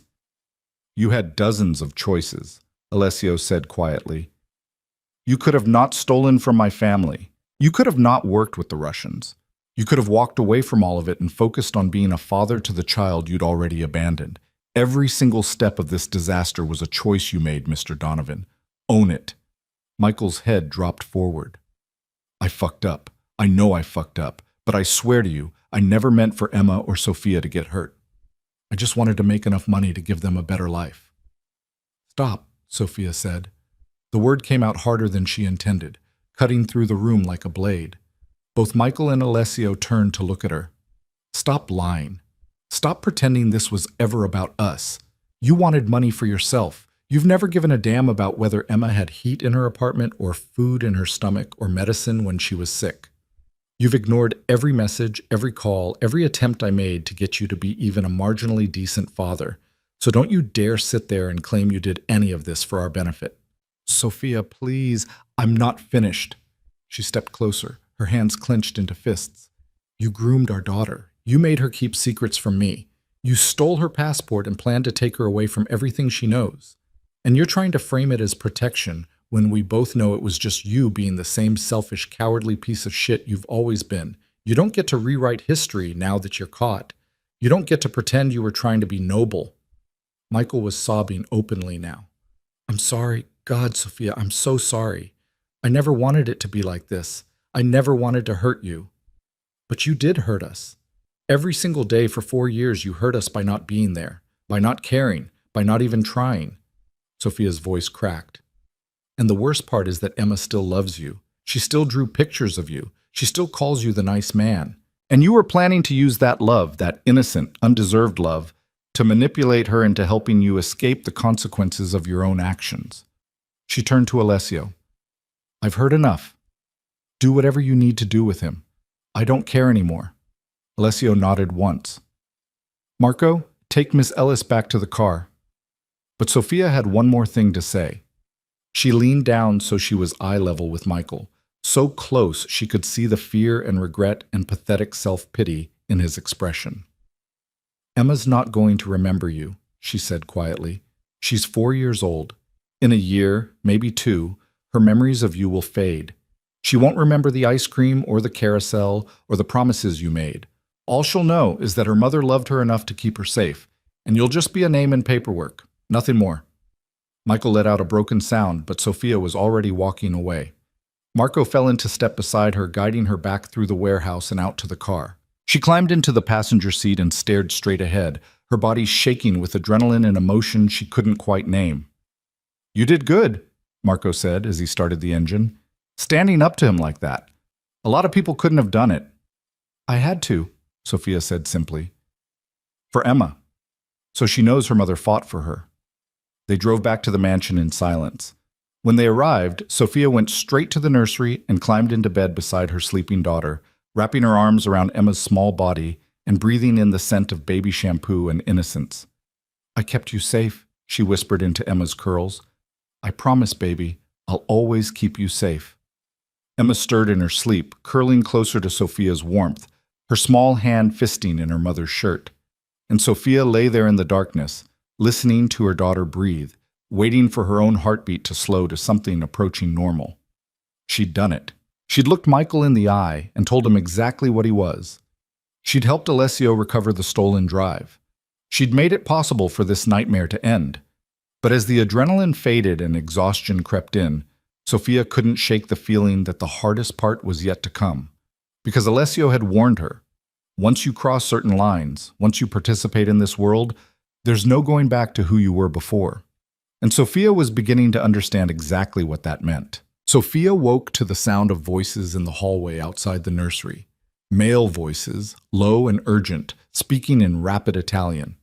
She disentangled herself carefully from Emma's sleeping form and moved to the door, opening it just enough to see Alessio standing with Marco and Vincent, all three looking like they'd been up all night. Alessio noticed her immediately. His tie was gone. His shirt sleeves still rolled up, and there was something in his expression that made Sophia's stomach clench with apprehension. We need to talk, he said quietly. Can you meet me downstairs in 10 minutes? Sophia nodded, her throat too tight for words. She closed the door and leaned against it, trying to calm her racing heart. Something had happened.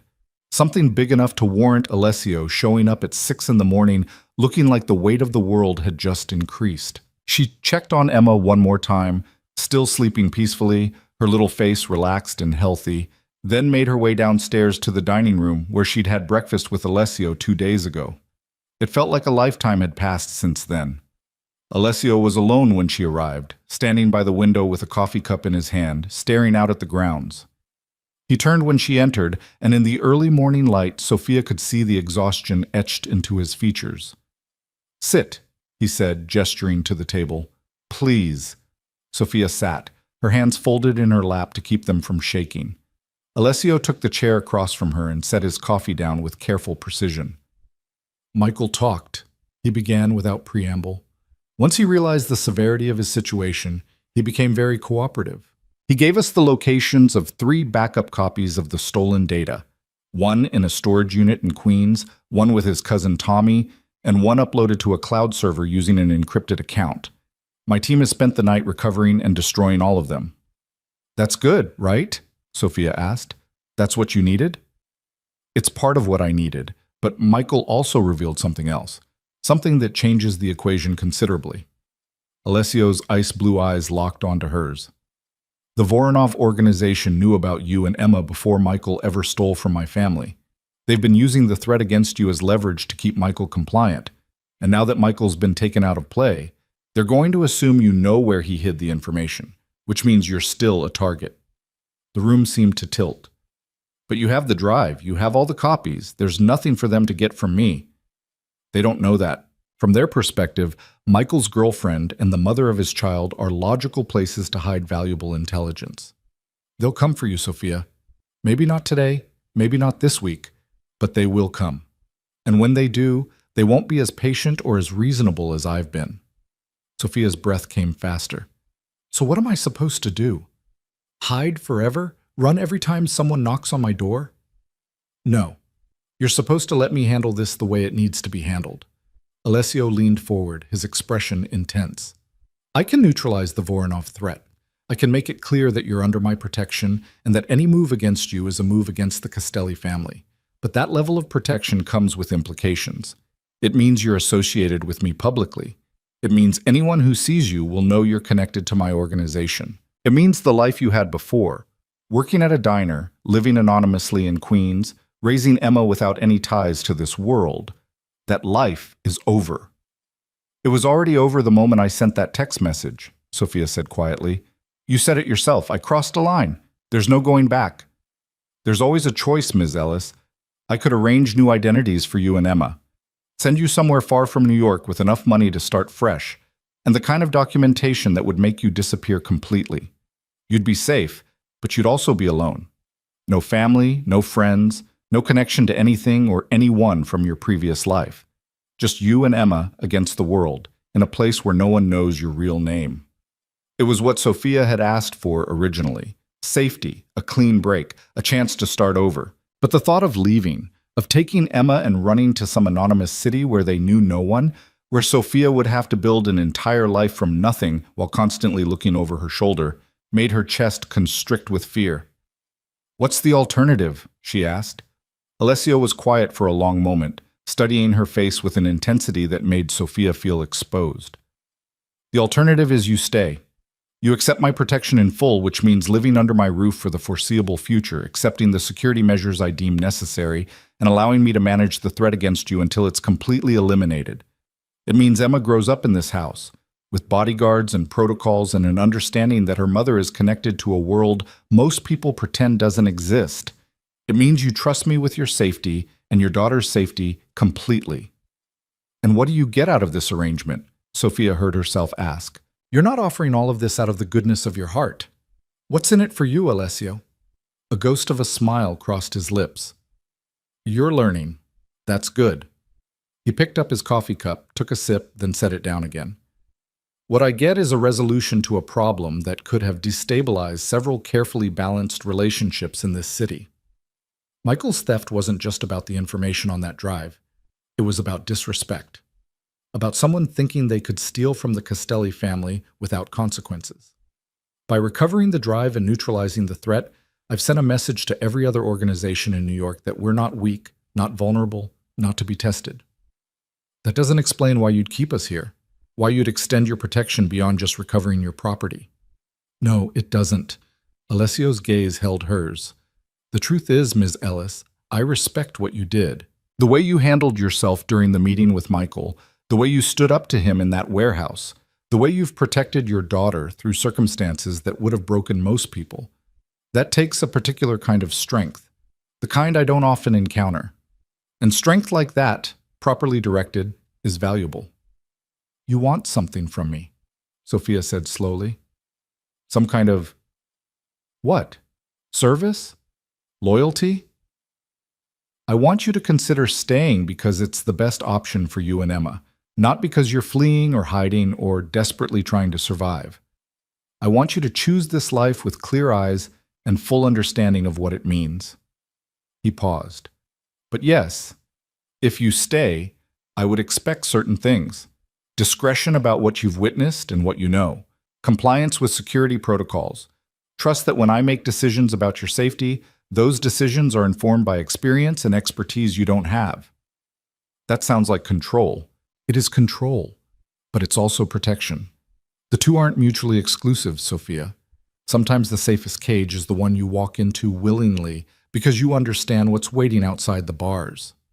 Sophia thought about her apartment in Queens with its broken locks and peeling paint, thought about working double shifts at the diner for tips that barely covered groceries, thought about the constant fear of eviction, of not being able to afford Emma's medicine, of Michael showing up drunk or high or desperate and causing a scene. That had been a cage too, just a different kind. How long do I have to decide? She asked. 24 hours. The Voronovs will expect to hear from Michael by tonight.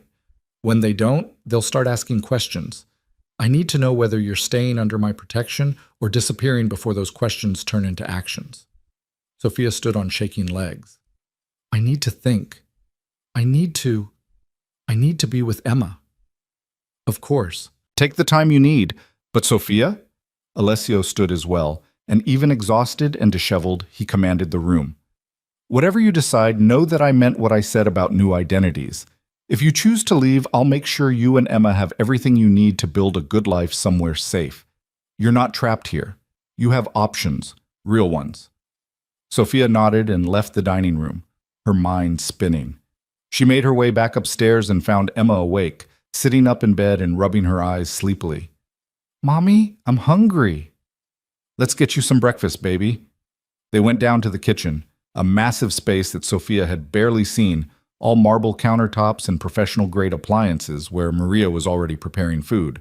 She smiled when she saw Emma and immediately set about making pancakes shaped like butterflies while Sophia watched numbly. This could be Emma's life. Growing up in a mansion with staff who catered to her every need, with the best schools and doctors and opportunities money could buy. Protected from poverty and violence and all the ugliness Sophia had worked so hard to shield her from. But also growing up knowing her mother was connected to organized crime. Growing up with bodyguards and security protocols. Growing up in a world where trust was currency and violence was always just beneath the surface. Emma ate her butterfly pancakes with enthusiasm, chattering about her dreams and asking if they could go swimming in the pool she'd seen from her window. She was so innocent, so untouched by the decisions being made around her, and Sophia's heart ached with the weight of what she had to choose. Around noon, Dr. Chen arrived for Emma's follow-up appointment. She pronounced Emma fully recovered and cleared her to resume normal activities, which Emma celebrated by running circles around the media room while Sophia tried to keep up. She's got excellent energy, Dr. Chen observed with a smile. That's exactly what we want to see. I'll come back in a week to make sure everything's still progressing well, but honestly, she's a very healthy little girl. You've done a wonderful job with her, Ms. Ellis. Thank you, Sophia whispered. I've tried. It shows. Dr. Chen packed up her medical bag. Mr. Castelli asked me to remind you that if you need anything at all, I'm available 24/7. You're not alone in this, whatever this ends up being.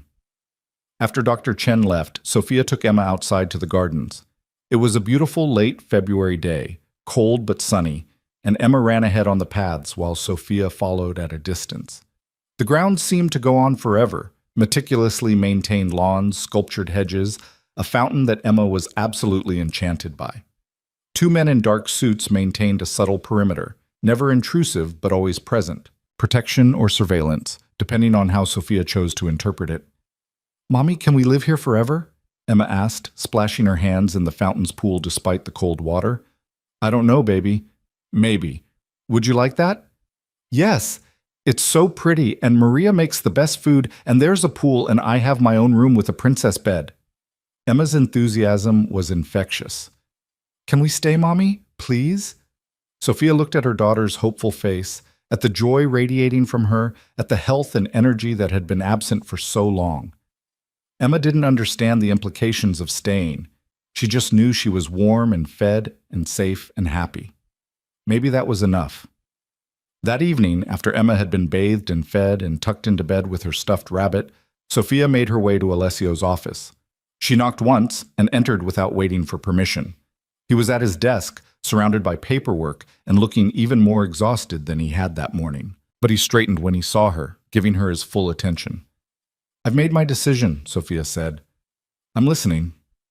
I want to stay, but I have conditions." Alessio's eyebrow rose fractionally. "You're negotiating again, Ms. Ellis?" "I'm protecting my daughter's interests. There's a difference."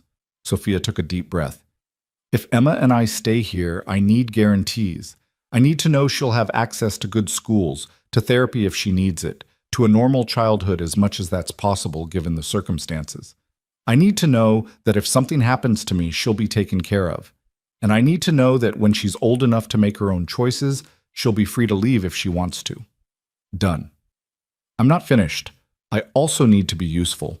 I can't just sit in this mansion and let you provide for us without contributing something. I need to work, to have purpose beyond just being someone you're protecting. Whatever that looks like in your world, I need to be part of something." Alessio leaned back in his chair, studying her with those ice-blue eyes that seemed to see straight through her. "You're asking to be involved in my organization's operations. I'm asking to not be a kept woman and a charity case. I'm asking to earn the protection you're offering instead of just accepting it like some kind of damsel in distress. What skills do you have that would be useful to me?" It was a fair question. Sophia thought about her life before all this, the diner shifts, the budgeting, the constant problem-solving required to keep herself and Emma alive on minimum wage. "I'm good with people," she said slowly. "I can read situations, understand what someone needs to hear versus what they want to hear. I'm organized, detail-oriented, and I work well under pressure. I learn fast and I don't quit when things get difficult. And most importantly, I know what it's like to be desperate, which means I understand the kind of people who might be vulnerable to working with or against your organization." Alessio was quiet for a long moment. Then he stood and crossed to the window, looking out at the darkened grounds. "There's a legitimate side to my family's business," he finally said. "Real estate holdings, investments, businesses that operate completely above board. Those operations require management, oversight, someone who can interface with normal society without raising suspicions. I could use someone in that capacity, someone smart enough to handle complex logistics but not so embedded in this world that they draw attention." "You're offering me a job?" "I'm offering you a purpose, as you requested. It won't be glamorous. It'll be long hours and complicated work, and you'll need to learn very quickly. But it would make you a legitimate part of this organization, not just someone I'm protecting out of obligation." Sophia moved to stand beside him at the window. "What happened to Michael?"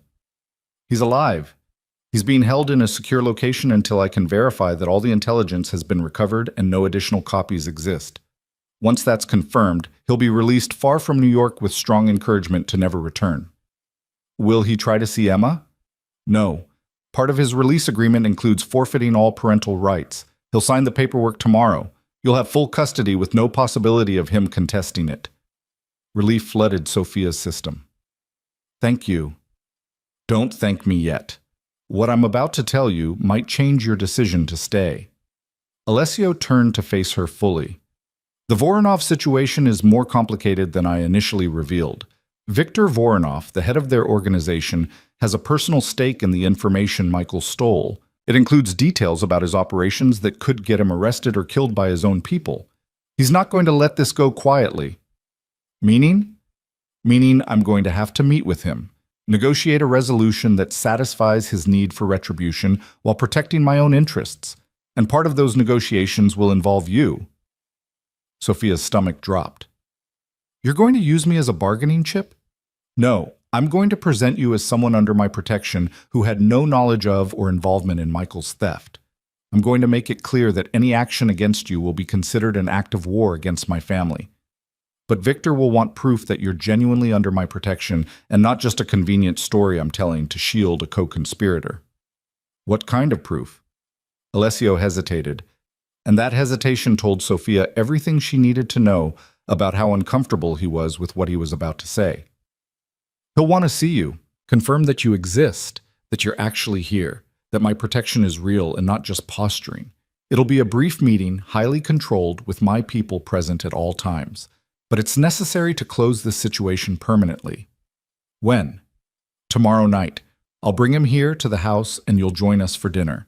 You'll be polite, answer any direct questions honestly, and demonstrate that you're exactly what I'm claiming, a civilian who got caught up in Michael's mess through no fault of your own." Sophia thought about sitting at a table with a Russian mob boss, about being scrutinized and assessed and judged by someone who could order her death with a phone call. The thought made her want to vomit. But she also thought about Emma sleeping upstairs, safe and healthy and happy. Thought about the alternative, running to some unknown city with a child in a suitcase and a fake name, constantly afraid of being found. "Okay," she said quietly. "I'll do it." But Emma stays out of sight. She doesn't meet him, doesn't even know he's here. Agreed. Maria will keep her occupied in the East Wing. Victor won't even know she exists. Alessio's expression softened fractionally. "I know this is asking a lot, Sophia. More than most people would be willing to give, but I need you to trust that I know what I'm doing. I've navigated situations like this before. I'll keep you safe." "You keep saying that. Keep me safe. Protect me. But Alessio, I need you to understand something."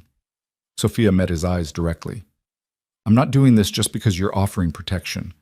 I'm doing this because, for the first time in 4 years, I'm not drowning. For the first time since Emma was born, I'm not terrified every single day that I won't be able to provide for her. This life you're offering, it's not perfect, and it's definitely not normal, but it's better than what I had. And I'm willing to fight to keep it." Something shifted in Alessio's expression. Surprise, maybe, or respect. "You're stronger than I gave you credit for." "I'm a single mother who kept herself and her daughter alive on poverty wages while dealing with a deadbeat ex in a system designed to keep people like me struggling. Strength is the only thing I've ever had." Alessio smiled then, a genuine expression that transformed his face from intimidating to almost handsome. "Then I think we'll work well together, Miss Ellis. Welcome to the family." The next day passed in a blur of preparation. Maria helped Sophia select appropriate clothing for the dinner with Viktor Voronov. Elegant but not flashy, professional but not cold. A simple black dress that fit perfectly. Understated jewelry. Heels that Sophia practiced walking in because she hadn't worn anything but sneakers in years. Emma, bless her, was completely oblivious to the tension in the house. She spent the day in the media room watching movies and playing with toys that had appeared seemingly from nowhere, while Sophia went over her story with Alessio and Marco until she could recite it in her sleep. She was Sophia Ellis, single mother, former girlfriend of Michael Donovan. She'd had no contact with Michael beyond attempted requests for child support. She knew nothing about his criminal activities until Alessio's people had contacted her. She was cooperating fully and grateful for the protection being offered. Nothing more, nothing less. As evening approached, Sophia's nerves ratcheted higher. She checked on Emma one last time before the meeting. Her daughter was having dinner with Maria in the East Wing, completely unaware that anything unusual was happening. "Be good for Maria, okay, baby?" "I will, Mommy. You look pretty." "Thank you, sweetheart. I'll check on you before bed." Sophia made her way downstairs, her heart pounding so hard she could feel it in her throat. Alessio was in the foyer, dressed in a charcoal suit that probably cost more than Sophia's old car, looking every inch the powerful man he was. "Ready?" he asked quietly. "No, but I'm doing it anyway." That's all anyone can ask. He offered her his arm, and after a moment's hesitation, Sophia took it. "Remember, you're under my protection. Victor understands what that means. He won't threaten you, won't try to intimidate you. This is just verification, just closing a loop. A car pulled up outside. Black, expensive, flanked by two other vehicles. Sophia watched through the window as four men emerged. Three of them clearly security. The fourth was older, maybe 55 or 60, with silver hair and the kind of face that had seen violence and grown comfortable with it. Viktor Voronov. He entered the mansion like he owned it, his security fanning out to sweep the foyer before allowing him to proceed. His eyes landed on Sophia, and she forced herself to meet his gaze without flinching. Alessio, Victor said, his accent thick and his voice gravelly. This is the woman? Victor, this is Sophia Ellis. Sophia, Viktor Voronov. Sophia extended her hand. Mr. Voronov. Victor took her hand, his grip firm but not crushing, and studied her face with unsettling intensity. You're the mother of Michael Donovan's child. I am. And you claim you knew nothing about what he stole from the Castelli family? I didn't even know Michael was involved with your organization or the Castellis until Mr. Castelli's people contacted me. Michael and I haven't been together in years. He's barely been involved in our daughter's life. Victor released her hand and turned to Alessio. She's telling the truth. I can always tell when someone's lying, and she's not lying. I told you she wasn't involved, Alessio said calmly. You told me many things I needed to verify. Victor turned back to Sophia. I apologize for any distress my organization may have caused you or your child. Michael Donovan made choices that put you in danger, and for that he will answer. But you have my word. You and your daughter are not targets. You're under Castelli protection, and I respect that. The relief that washed over Sophia was almost dizzying. Thank you. Come, Alessio said, gesturing toward the dining room. Let's discuss the terms of our arrangement over dinner.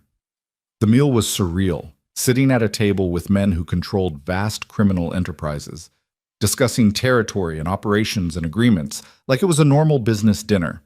Sophia mostly listened, answering questions when directly addressed, but otherwise staying quiet. Victor was surprisingly charming when he wanted to be, telling stories about his early days in New York that were probably sanitized versions of violent reality. Alessio matched him drink for drink and story for story, the two of them circling each other verbally in a dance of mutual respect and barely concealed threat. By the time dessert was served, they'd reached an agreement. Victor's organization would consider the matter with Michael closed. The Castellis would provide certain considerations in disputed territories. Everyone walked away satisfied that they hadn't lost face or ground. And Sophia sat there, watching it all unfold, understanding that this was her life now. This was the world she'd chosen to enter. When Victor finally left, shaking Alessio's hand and nodding respectfully to Sophia, the tension in the house evaporated like steam. You did perfectly, Alessio said once they were alone. Better than perfectly. Victor believed you completely. I wasn't lying. I know, that's what made it so effective. He poured himself a drink from the bar in the living room. The threat is neutralized, Sophia. The Voronovs won't come after you. The Koreans and the Irish were never really in play. They were just opportunistic vultures hoping to profit from someone else's mess. You and Emma are safe now. Actually safe, not just theoretically safe. Sophia sank onto the couch, the adrenaline finally draining away and leaving her exhausted. It's really over? The immediate crisis is over. Your new life is just beginning. Alessio sat in the chair across from her. Tomorrow, we'll start your training.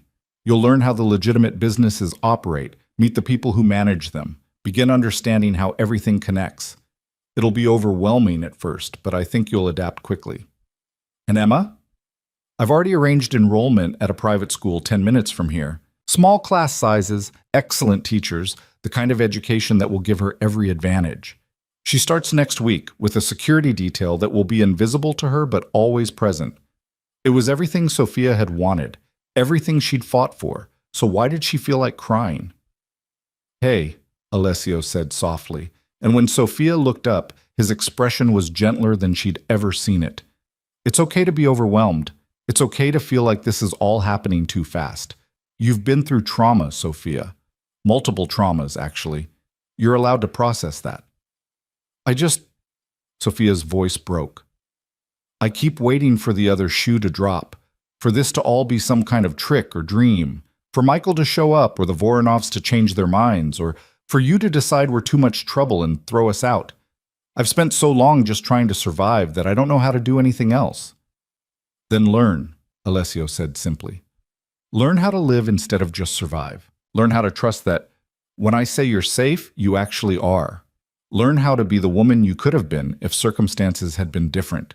He paused. And learn that accepting help doesn't make you weak. It makes you smart. Sophia wiped at her eyes, hating that she was crying in front of him, but unable to stop. Thank you for everything. For saving Emma, for protecting us, for giving us a chance at something better. I don't know how I'll ever repay you. You'll repay me by being exactly who you are. Strong, intelligent, fiercely protective of your daughter, and willing to fight for what matters. That's all I need from you, Sophia. The rest will fall into place. She nodded, not trusting her voice, and Alessio stood. Get some rest. Tomorrow's going to be a long day. And check on Emma. I'm sure she's wondering where you are. Sophia made her way upstairs and found Emma asleep in the princess bed, her stuffed rabbit tucked under one arm and a content smile on her face. Maria was sitting in a chair nearby, reading, and she looked up when Sophia entered. She went down easy, Maria said quietly. Asked about you a few times, but I told her you were at a boring adult dinner, and she accepted that. Thank you, Maria, for everything. It's my pleasure, Ms. Ellis, truly. Maria stood and headed for the door, then paused. Mr. Castelli, he's a good man. Complicated, certainly. Dangerous when he needs to be. But good. You and Emma, you're safe here. I hope you know that. After Maria left, Sophia climbed into bed beside Emma and pulled her daughter close. The room was warm, the bed was soft, and for the first time in longer than Sophia could remember, she felt something she'd almost forgotten how to feel. Hope. Morning came with golden sunlight streaming through the windows and the sound of Emma's laughter echoing from somewhere downstairs. Sophia lay in the too-soft bed for a moment, letting the reality of her new life settle over her like a blanket. The crisis was over. The threats were neutralized. Michael was out of their lives permanently. And yet somehow, the hardest part was just beginning. She found Emma in the kitchen with Maria, both of them covered in flour and giggling over a batch of cookies they were attempting to make. Emma's face lit up when she saw Sophia. Mommy, we're making chocolate chip cookies. Want to help? Maybe later, baby. I have some work to do with Mr. Castelli this morning. The words felt strange in her mouth. Work to do. Like she was a real professional with a real job instead of a broke single mother who'd stumbled into this world by accident. Okay, can I have a cookie when they're done? You can have 2 cookies, Sophia promised, kissing the top of Emma's head. Be good for Maria. She found Alessio in his study, already dressed for the day and surrounded by paperwork that seemed to multiply every time she saw him. He looked up when she entered and gestured to the chair across from his desk. Good morning. Coffee? Please. He poured her a cup from the carafe on his desk, and Sophia wrapped her hands around it, grateful for the warmth and the familiar ritual of morning caffeine. We need to discuss the practicalities of your situation, Alessio began, setting aside the file he'd been reviewing. You can't continue living in legal limbo. We need to establish a proper foundation for your new life. What does that mean? It means officially closing out your old life. You'll need to give notice at the diner. I'd suggest citing a family emergency that requires you to relocate. Your apartment lease needs to be terminated. Your belongings moved here or disposed of as you see fit. Emma's daycare should be notified that she's transferring to a new school. Any loose ends that might make someone curious about where Sophia Ellis disappeared to? The thought of calling her manager at the diner, a woman who'd been kind to Sophia in her own gruff way, and lying about why she was leaving made Sophia's stomach clench. But what was the alternative? Tell the truth?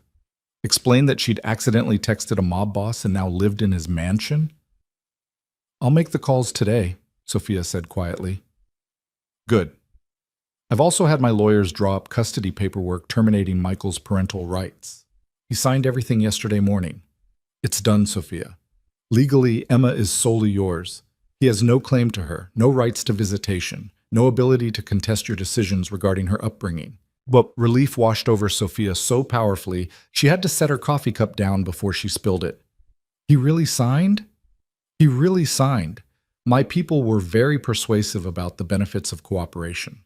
Alessio's expression darkened slightly.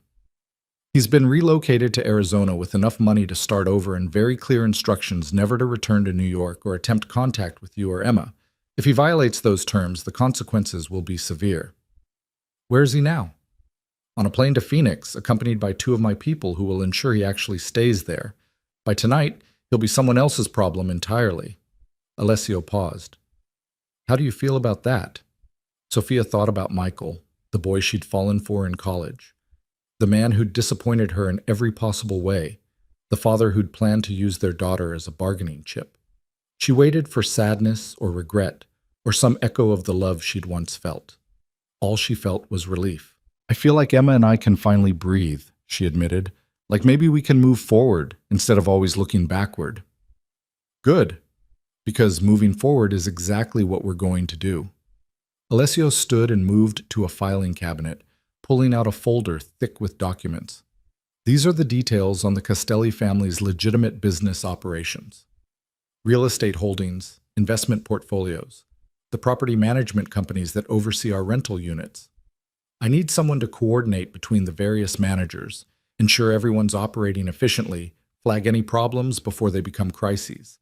Someone smart enough to see patterns and organized enough to manage complex logistics. He set the folder in front of Sophia and she opened it to find page after page of financial reports, property listings, organizational charts. It was overwhelming and intimidating and exactly the kind of challenge Sophia had been craving. This is a real job, she said, almost to herself. This is a real job with real responsibilities and real consequences if it's done poorly. You'll have an office downtown, a salary that reflects the importance of the position, and direct access to me if you encounter problems you can't solve independently. Alessio returned to his chair. You'll also have Vincent assigned as your driver and security. He'll take you to and from the office, accompany you to any meetings or site visits, and ensure your safety at all times. I don't need a bodyguard. You absolutely need a bodyguard. Victor Voronov may have agreed to leave you alone, but that doesn't mean everyone in this city knows or cares about that agreement. You're associated with me now, Sophia. That makes you both protected and potentially vulnerable. Vincent is non-negotiable. Sophia thought about arguing, but the steel in Alessio's voice told her it would be pointless. Fine. When do I start? Monday. That gives you the weekend to handle the logistics of closing out your old life and preparing Emma for her new school. It also gives you time to read through those files and come up with questions. He smiled slightly. I'm not throwing you into deep water without a life raft, Sophia. You'll have support every step of the way. The weekend passed in a blur of phone calls and difficult conversations. Sophia's manager at the diner was disappointed but understanding when Sophia explained she had to leave the city for family reasons.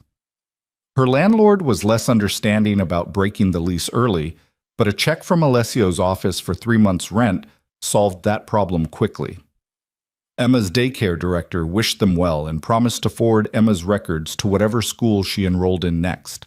Marco and Vincent handled the physical move, boxing up the few belongings in Sophia's apartment that were worth keeping and donating the rest to charity. When Sophia walked through the empty apartment one last time, the place where she'd brought Emma home as a newborn, where they'd celebrated birthdays and holidays and survived countless difficult nights, she expected to feel sad. Instead, she felt liberated. This apartment had been a prison of poverty and struggle.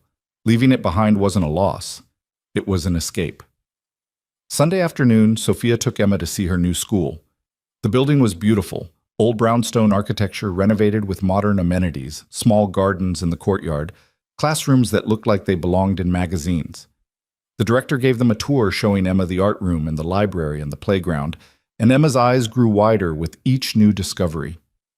Mommy, this is the best school ever, Emma whispered, gripping Sophia's hand tightly. Do I really get to go here? You really get to go here, baby, starting tomorrow. That night, after Emma was asleep and the house had settled into quiet, Sophia found herself in Alessio's study again. He was working late as usual, reviewing contracts by lamplight, and he looked up when she knocked on the open door. Can't sleep? He asked. Too much to think about. Sophia entered and took her usual chair. I wanted to thank you, again, for everything you've done for us. You've thanked me enough, Sophia. At a certain point, it becomes unnecessary. I don't think I'll ever feel like I've thanked you enough. You gave us a life, Alessio.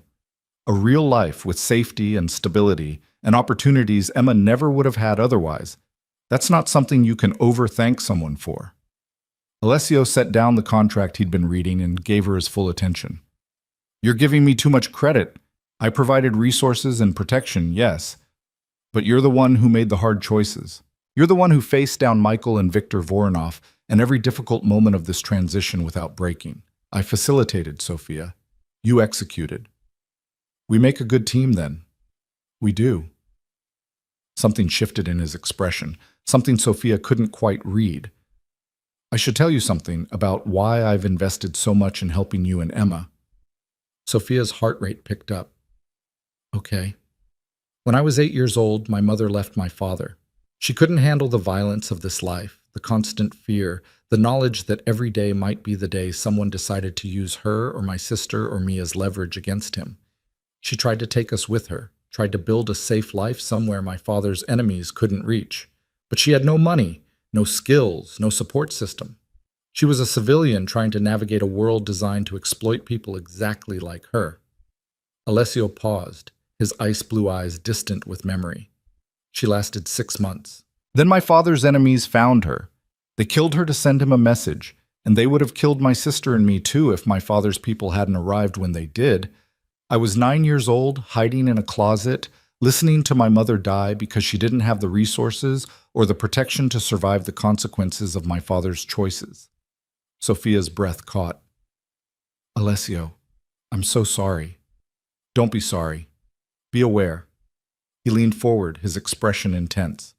When I saw you in that apartment with Emma, struggling to survive on poverty wages, dealing with a man who'd abandoned you, facing threats you didn't understand from a world you'd never asked to be part of, I saw my mother, and I made a decision that I would not let history repeat itself.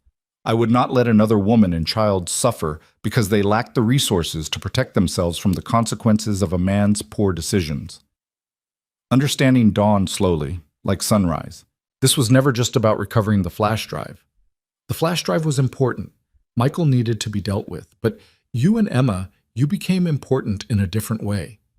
You became a chance to do what I couldn't do as a child, to actually save someone. Sophia didn't know what to say.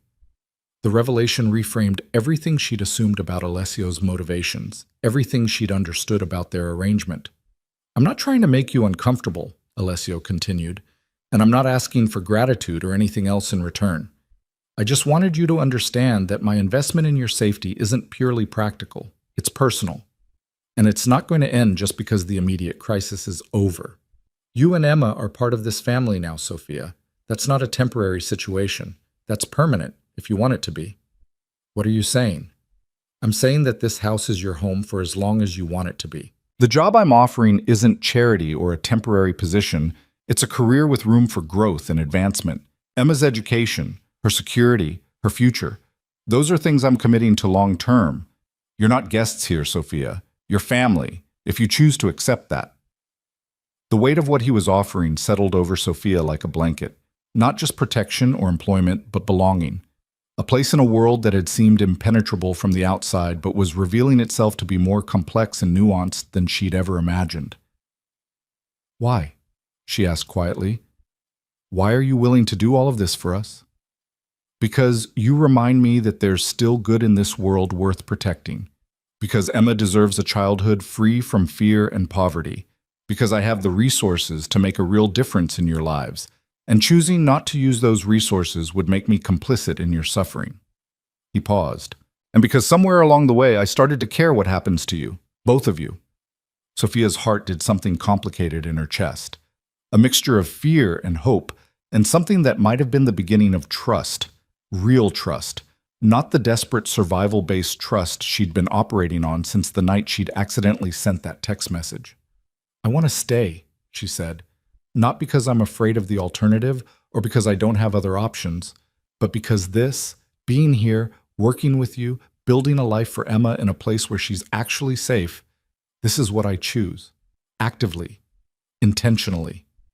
Alessio smiled, and it transformed his usually serious face into something warm and genuine. Then welcome home, Sophia Ellis. Officially. Monday morning arrived with the chaos of getting Emma ready for her first day at her new school. Sophia had laid out clothes the night before, but Emma changed her mind 3 times before settling on a blue dress with butterflies that Maria had magically procured from somewhere. Vincent waited patiently in the foyer while Sophia did Emma's hair and double-checked her backpack and tried not to project her own nervousness onto her daughter. "Ready, baby." "Ready." Emma grabbed her backpack, a new one, purple with unicorns, no traumatic associations with Michael or kidnapping plans, and bounced toward the door. The drive to the school was short, and Vincent pulled up to the entrance where other parents were dropping off their children. Sophia walked Emma to her classroom, meeting the teacher. Ms. Rodriguez, young and enthusiastic and immediately charmed by Emma's chatter, and watching her daughter integrate seamlessly into a group of kids playing with blocks. "She'll be fine," Ms. Rodriguez assured Sophia. "First days are always harder on parents than kids." Sophia kissed Emma goodbye and made her way back to the car, where Vincent was waiting. "She didn't even look back," Sophia said, not sure if she was hurt or proud. "That's good," Vincent replied, his gruff voice surprisingly gentle. "Means she feels safe. Kids only cling when they're scared." He drove her to the office Alessio had mentioned, a sleek building in Midtown with the Castelli Company logo discreetly displayed in the lobby. Sophia's office was on the 6th floor, a corner space with windows overlooking the city and furniture that probably cost more than Sophia's entire yearly salary at the diner. A woman in her 40s was waiting when Sophia arrived, her expression professional and warm. "Miss Ellis, I'm Patricia, your assistant. Mr. Castelli asked me to help you get oriented." "Shall we start with the current property portfolio?" The day was a whirlwind of information, spreadsheets and reports and meetings with managers who ran various aspects of the Castelli real estate empire. Patricia was patient and thorough, walking Sophia through each system and process, answering questions without making Sophia feel stupid for asking. By the time Vincent drove her back to pick up Emma from school, Sophia's brain was overflowing with new information, and her feet hurt from the heels she still wasn't used to. But she also felt energized in a way she hadn't in years, challenged, useful, like she was actually building something instead of just desperately trying to survive. Emma bounded out of school full of stories about her new friends and the art project they'd made, and how Ms. Rodriguez let them have extra time at recess. She chattered the entire drive home, and Sophia listened with a full heart, recognizing the joy in her daughter's voice as something that had been missing for too long. That night, after Emma was asleep and Sophia had changed into comfortable clothes, she found Alessio in the living room with a glass of wine, staring into the fireplace. "How was the first day?" he asked as she settled onto the couch. "Overwhelming, exhausting, amazing." Sophia accepted the glass of wine he poured for her. "I have so much to learn. Patricia must think I'm completely incompetent." "Patricia thinks you're smart and eager to learn, which are the only 2 qualities that matter. The rest is just training and experience." Alessio raised his glass in a small toast. "To new beginnings." "To new beginnings," Sophia echoed, clinking her glass against his. They sat in comfortable silence for a while, the fire crackling and the house settling around them. Finally, Sophia asked the question that had been nagging at her all day. "What happens if I'm not good at this? The job, I mean. What if I can't handle the responsibility or I make mistakes that cost the company money?" "Then you'll learn from those mistakes and do better next time." "Sophia, I'm not expecting perfection. I'm expecting effort and growth, and the same determination you showed when you were raising Emma on minimum wage. That's all anyone can ask. And if someone from your world, someone who doesn't like that you've brought civilians into the organization, decides I'm a liability?" Alessio's expression went cold in a way that made Sophia remember exactly who she was talking to. "Then they'll have to go through me to get to you, and I promise you, Sophia, no one goes through me without regretting it." The certainty in his voice should have been frightening. Instead, it made Sophia feel safer than she'd ever felt in her life. Weeks turned into months, and Sophia settled into her new life with surprising ease. The job that had seemed impossible at first became manageable, then interesting, then genuinely engaging. She discovered she had a knack for problem solving and people management, for seeing connections between different properties and operations that others missed. Patricia became a friend as well as an assistant, and the managers Sophia worked with gradually shifted from skepticism to respect. Emma thrived at her new school, making friends and excelling in her classes, her health robust and her spirit bright.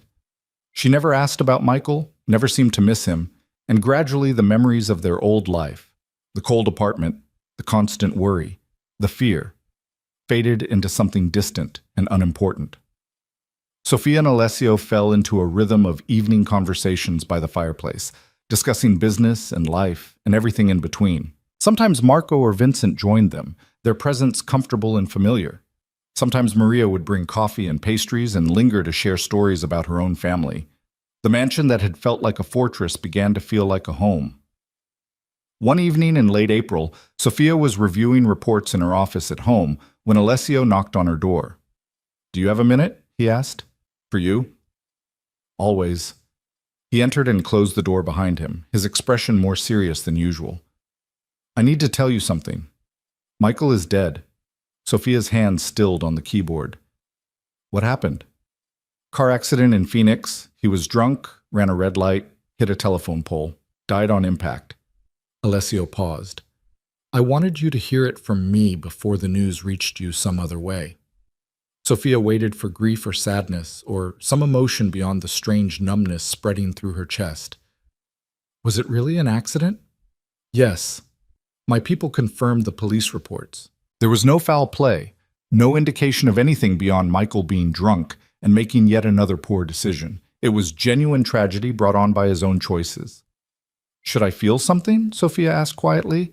"Should I be sad or relieved, or I don't know what I should be feeling?" "There's no should in grief, Sophia. You feel what you feel, and that's enough." Alessio crossed to her desk and leaned against it. "Do you want to tell Emma?" "No, she's 4 years old. She barely remembers him as it is. I'll tell her someday when she's old enough to understand and process it, but not now. Right now she's happy and safe and building a life that doesn't include the trauma of that relationship. I want to protect that for as long as I can. I think that's wise." They sat in silence for a moment, and Sophia realized with some surprise that what she felt wasn't grief for Michael. It was grief for the person he could have been, the father he might have been to Emma if he'd made different choices. But grief for who he actually was? No. That well was empty. "Thank you for telling me," she finally said. "Of course." Alessio stood to leave, then hesitated. "Sophia, can I ask you something?" "Anything."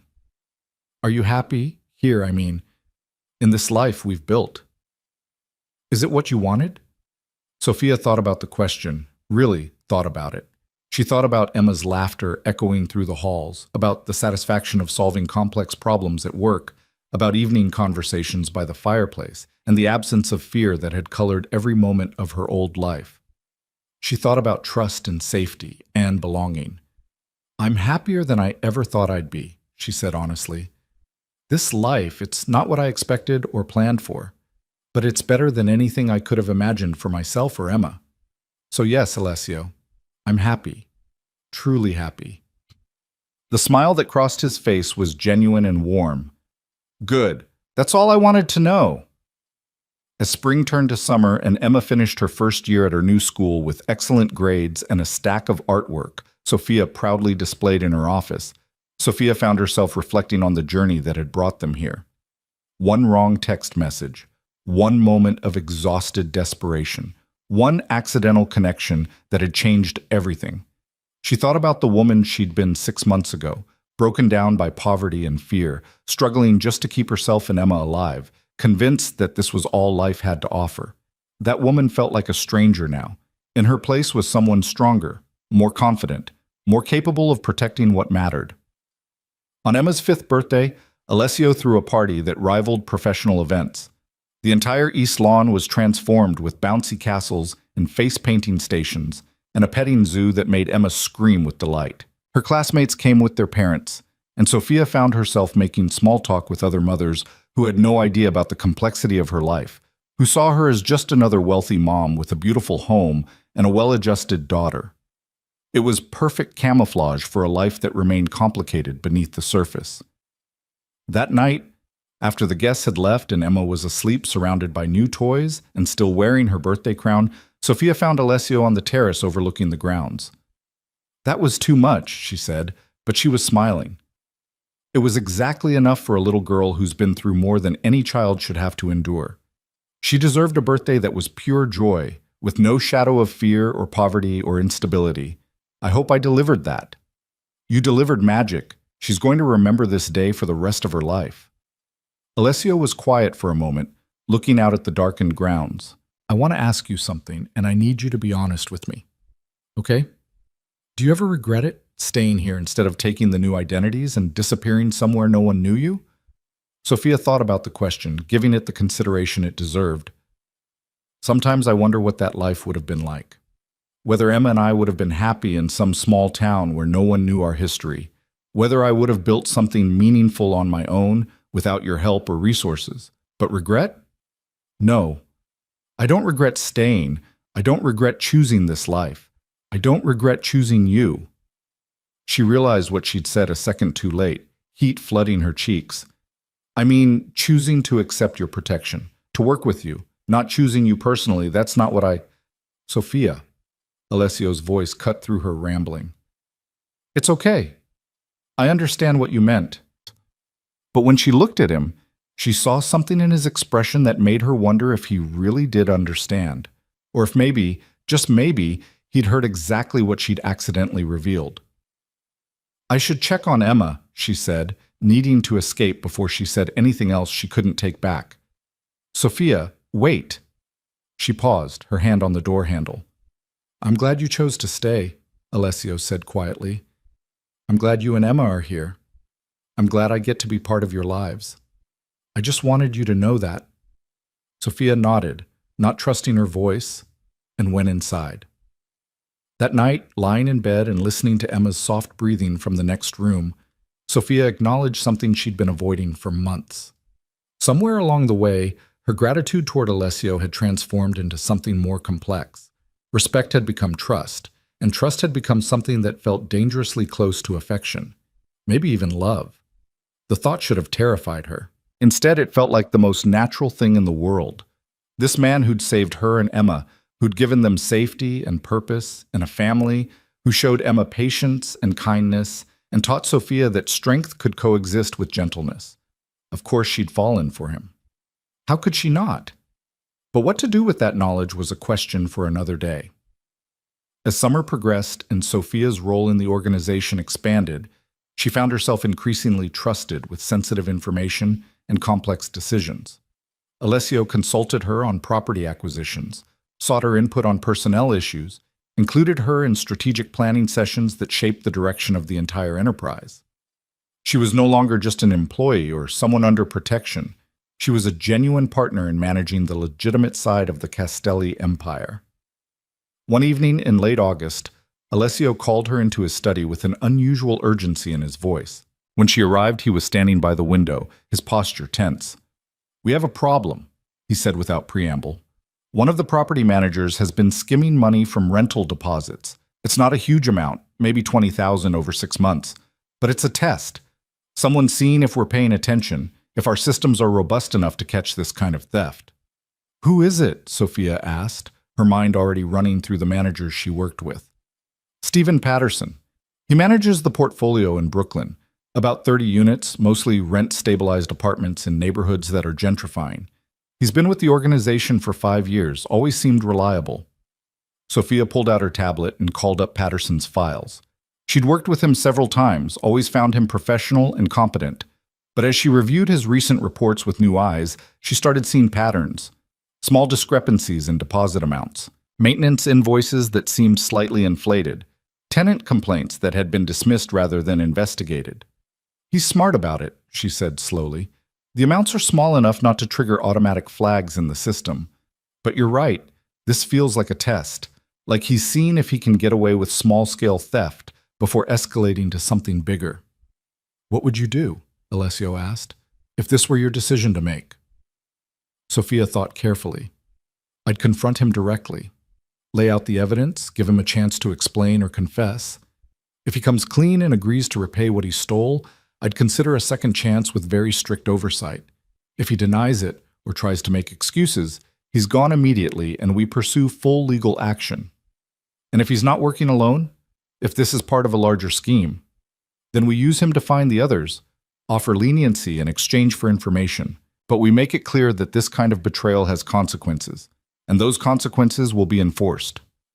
Alessio was quiet for a long moment. Then he smiled. That's exactly what I would do. You're learning, Sophia.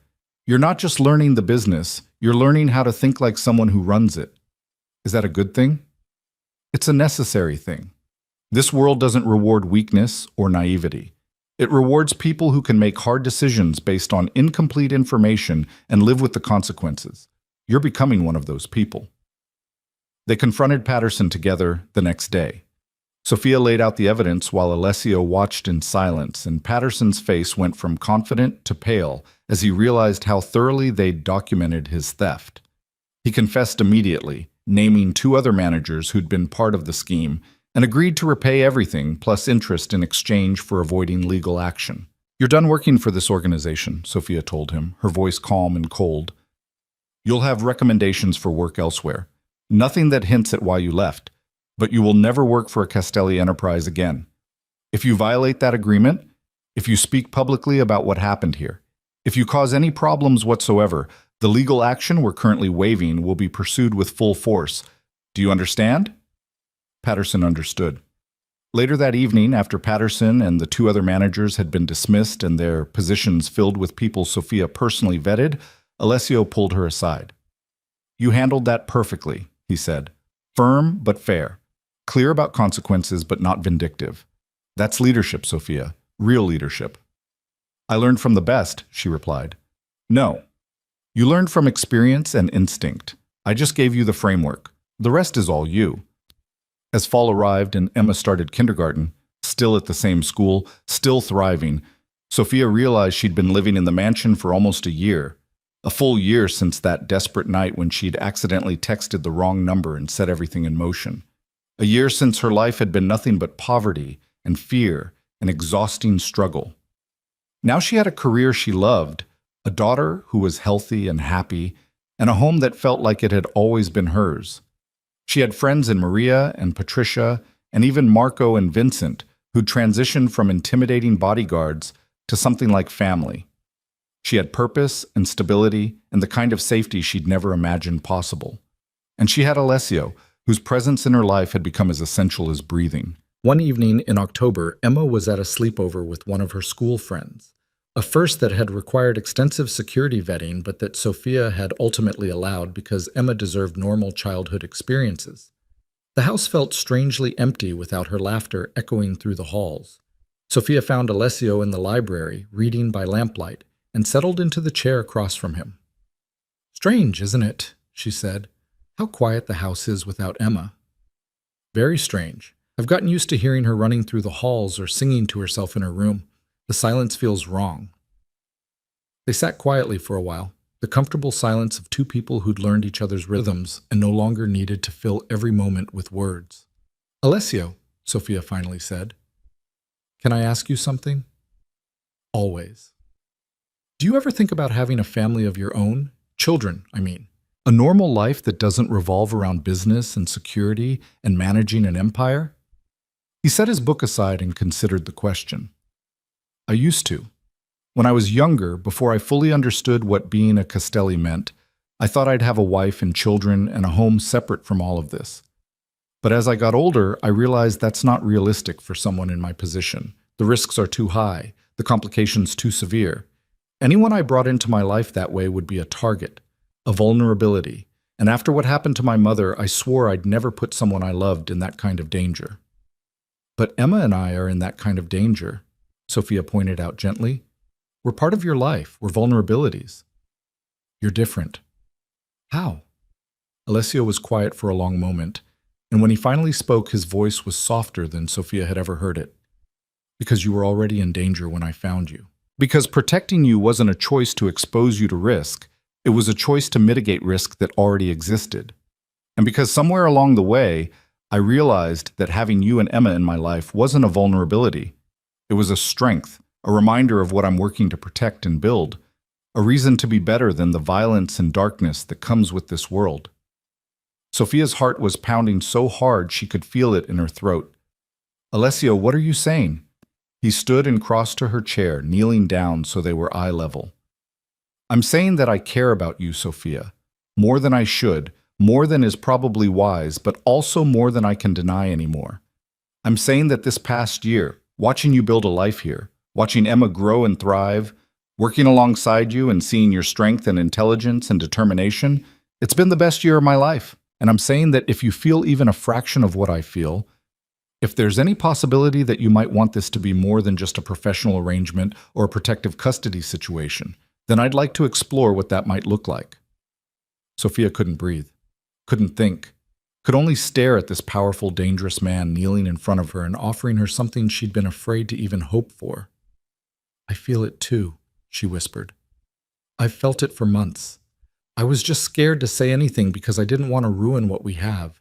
I didn't want to risk Emma's security or my job or this life we've built by making things complicated. Things are already complicated, Alessio said with a slight smile. What's a little more complication between two people who've survived everything we've survived? Sophia laughed, the sound breaking through the tension in the room. That's true.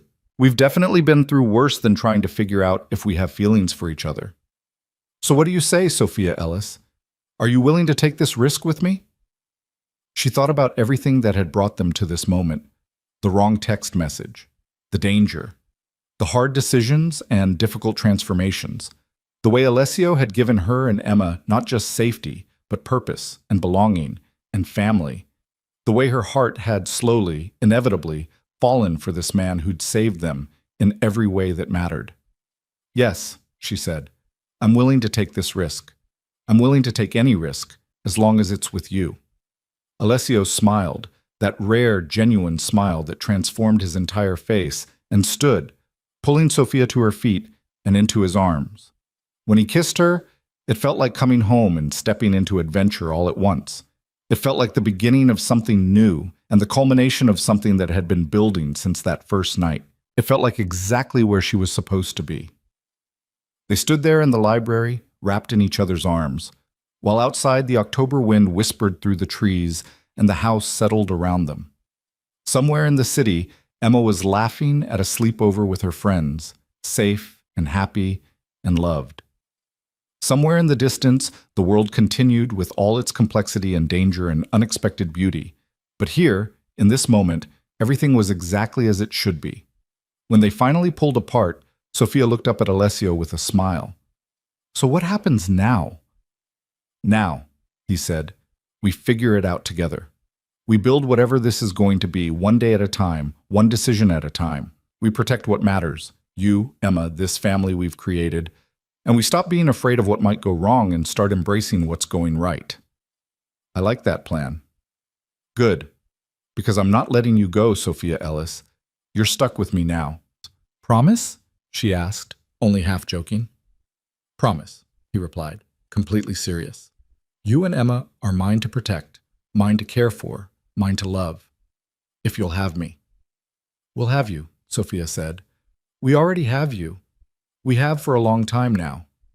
And standing there in the library of the mansion that had become their home, wrapped in the arms of the man who'd saved her and her daughter in every way that mattered, Sophia Ellis felt something she'd almost forgotten how to feel. Complete and total peace. The wrong text message that should have destroyed her life had instead given her everything she'd never known she needed. Safety and purpose, and family and love. Real love. The kind that was built on trust and respect and shared survival of impossible circumstances.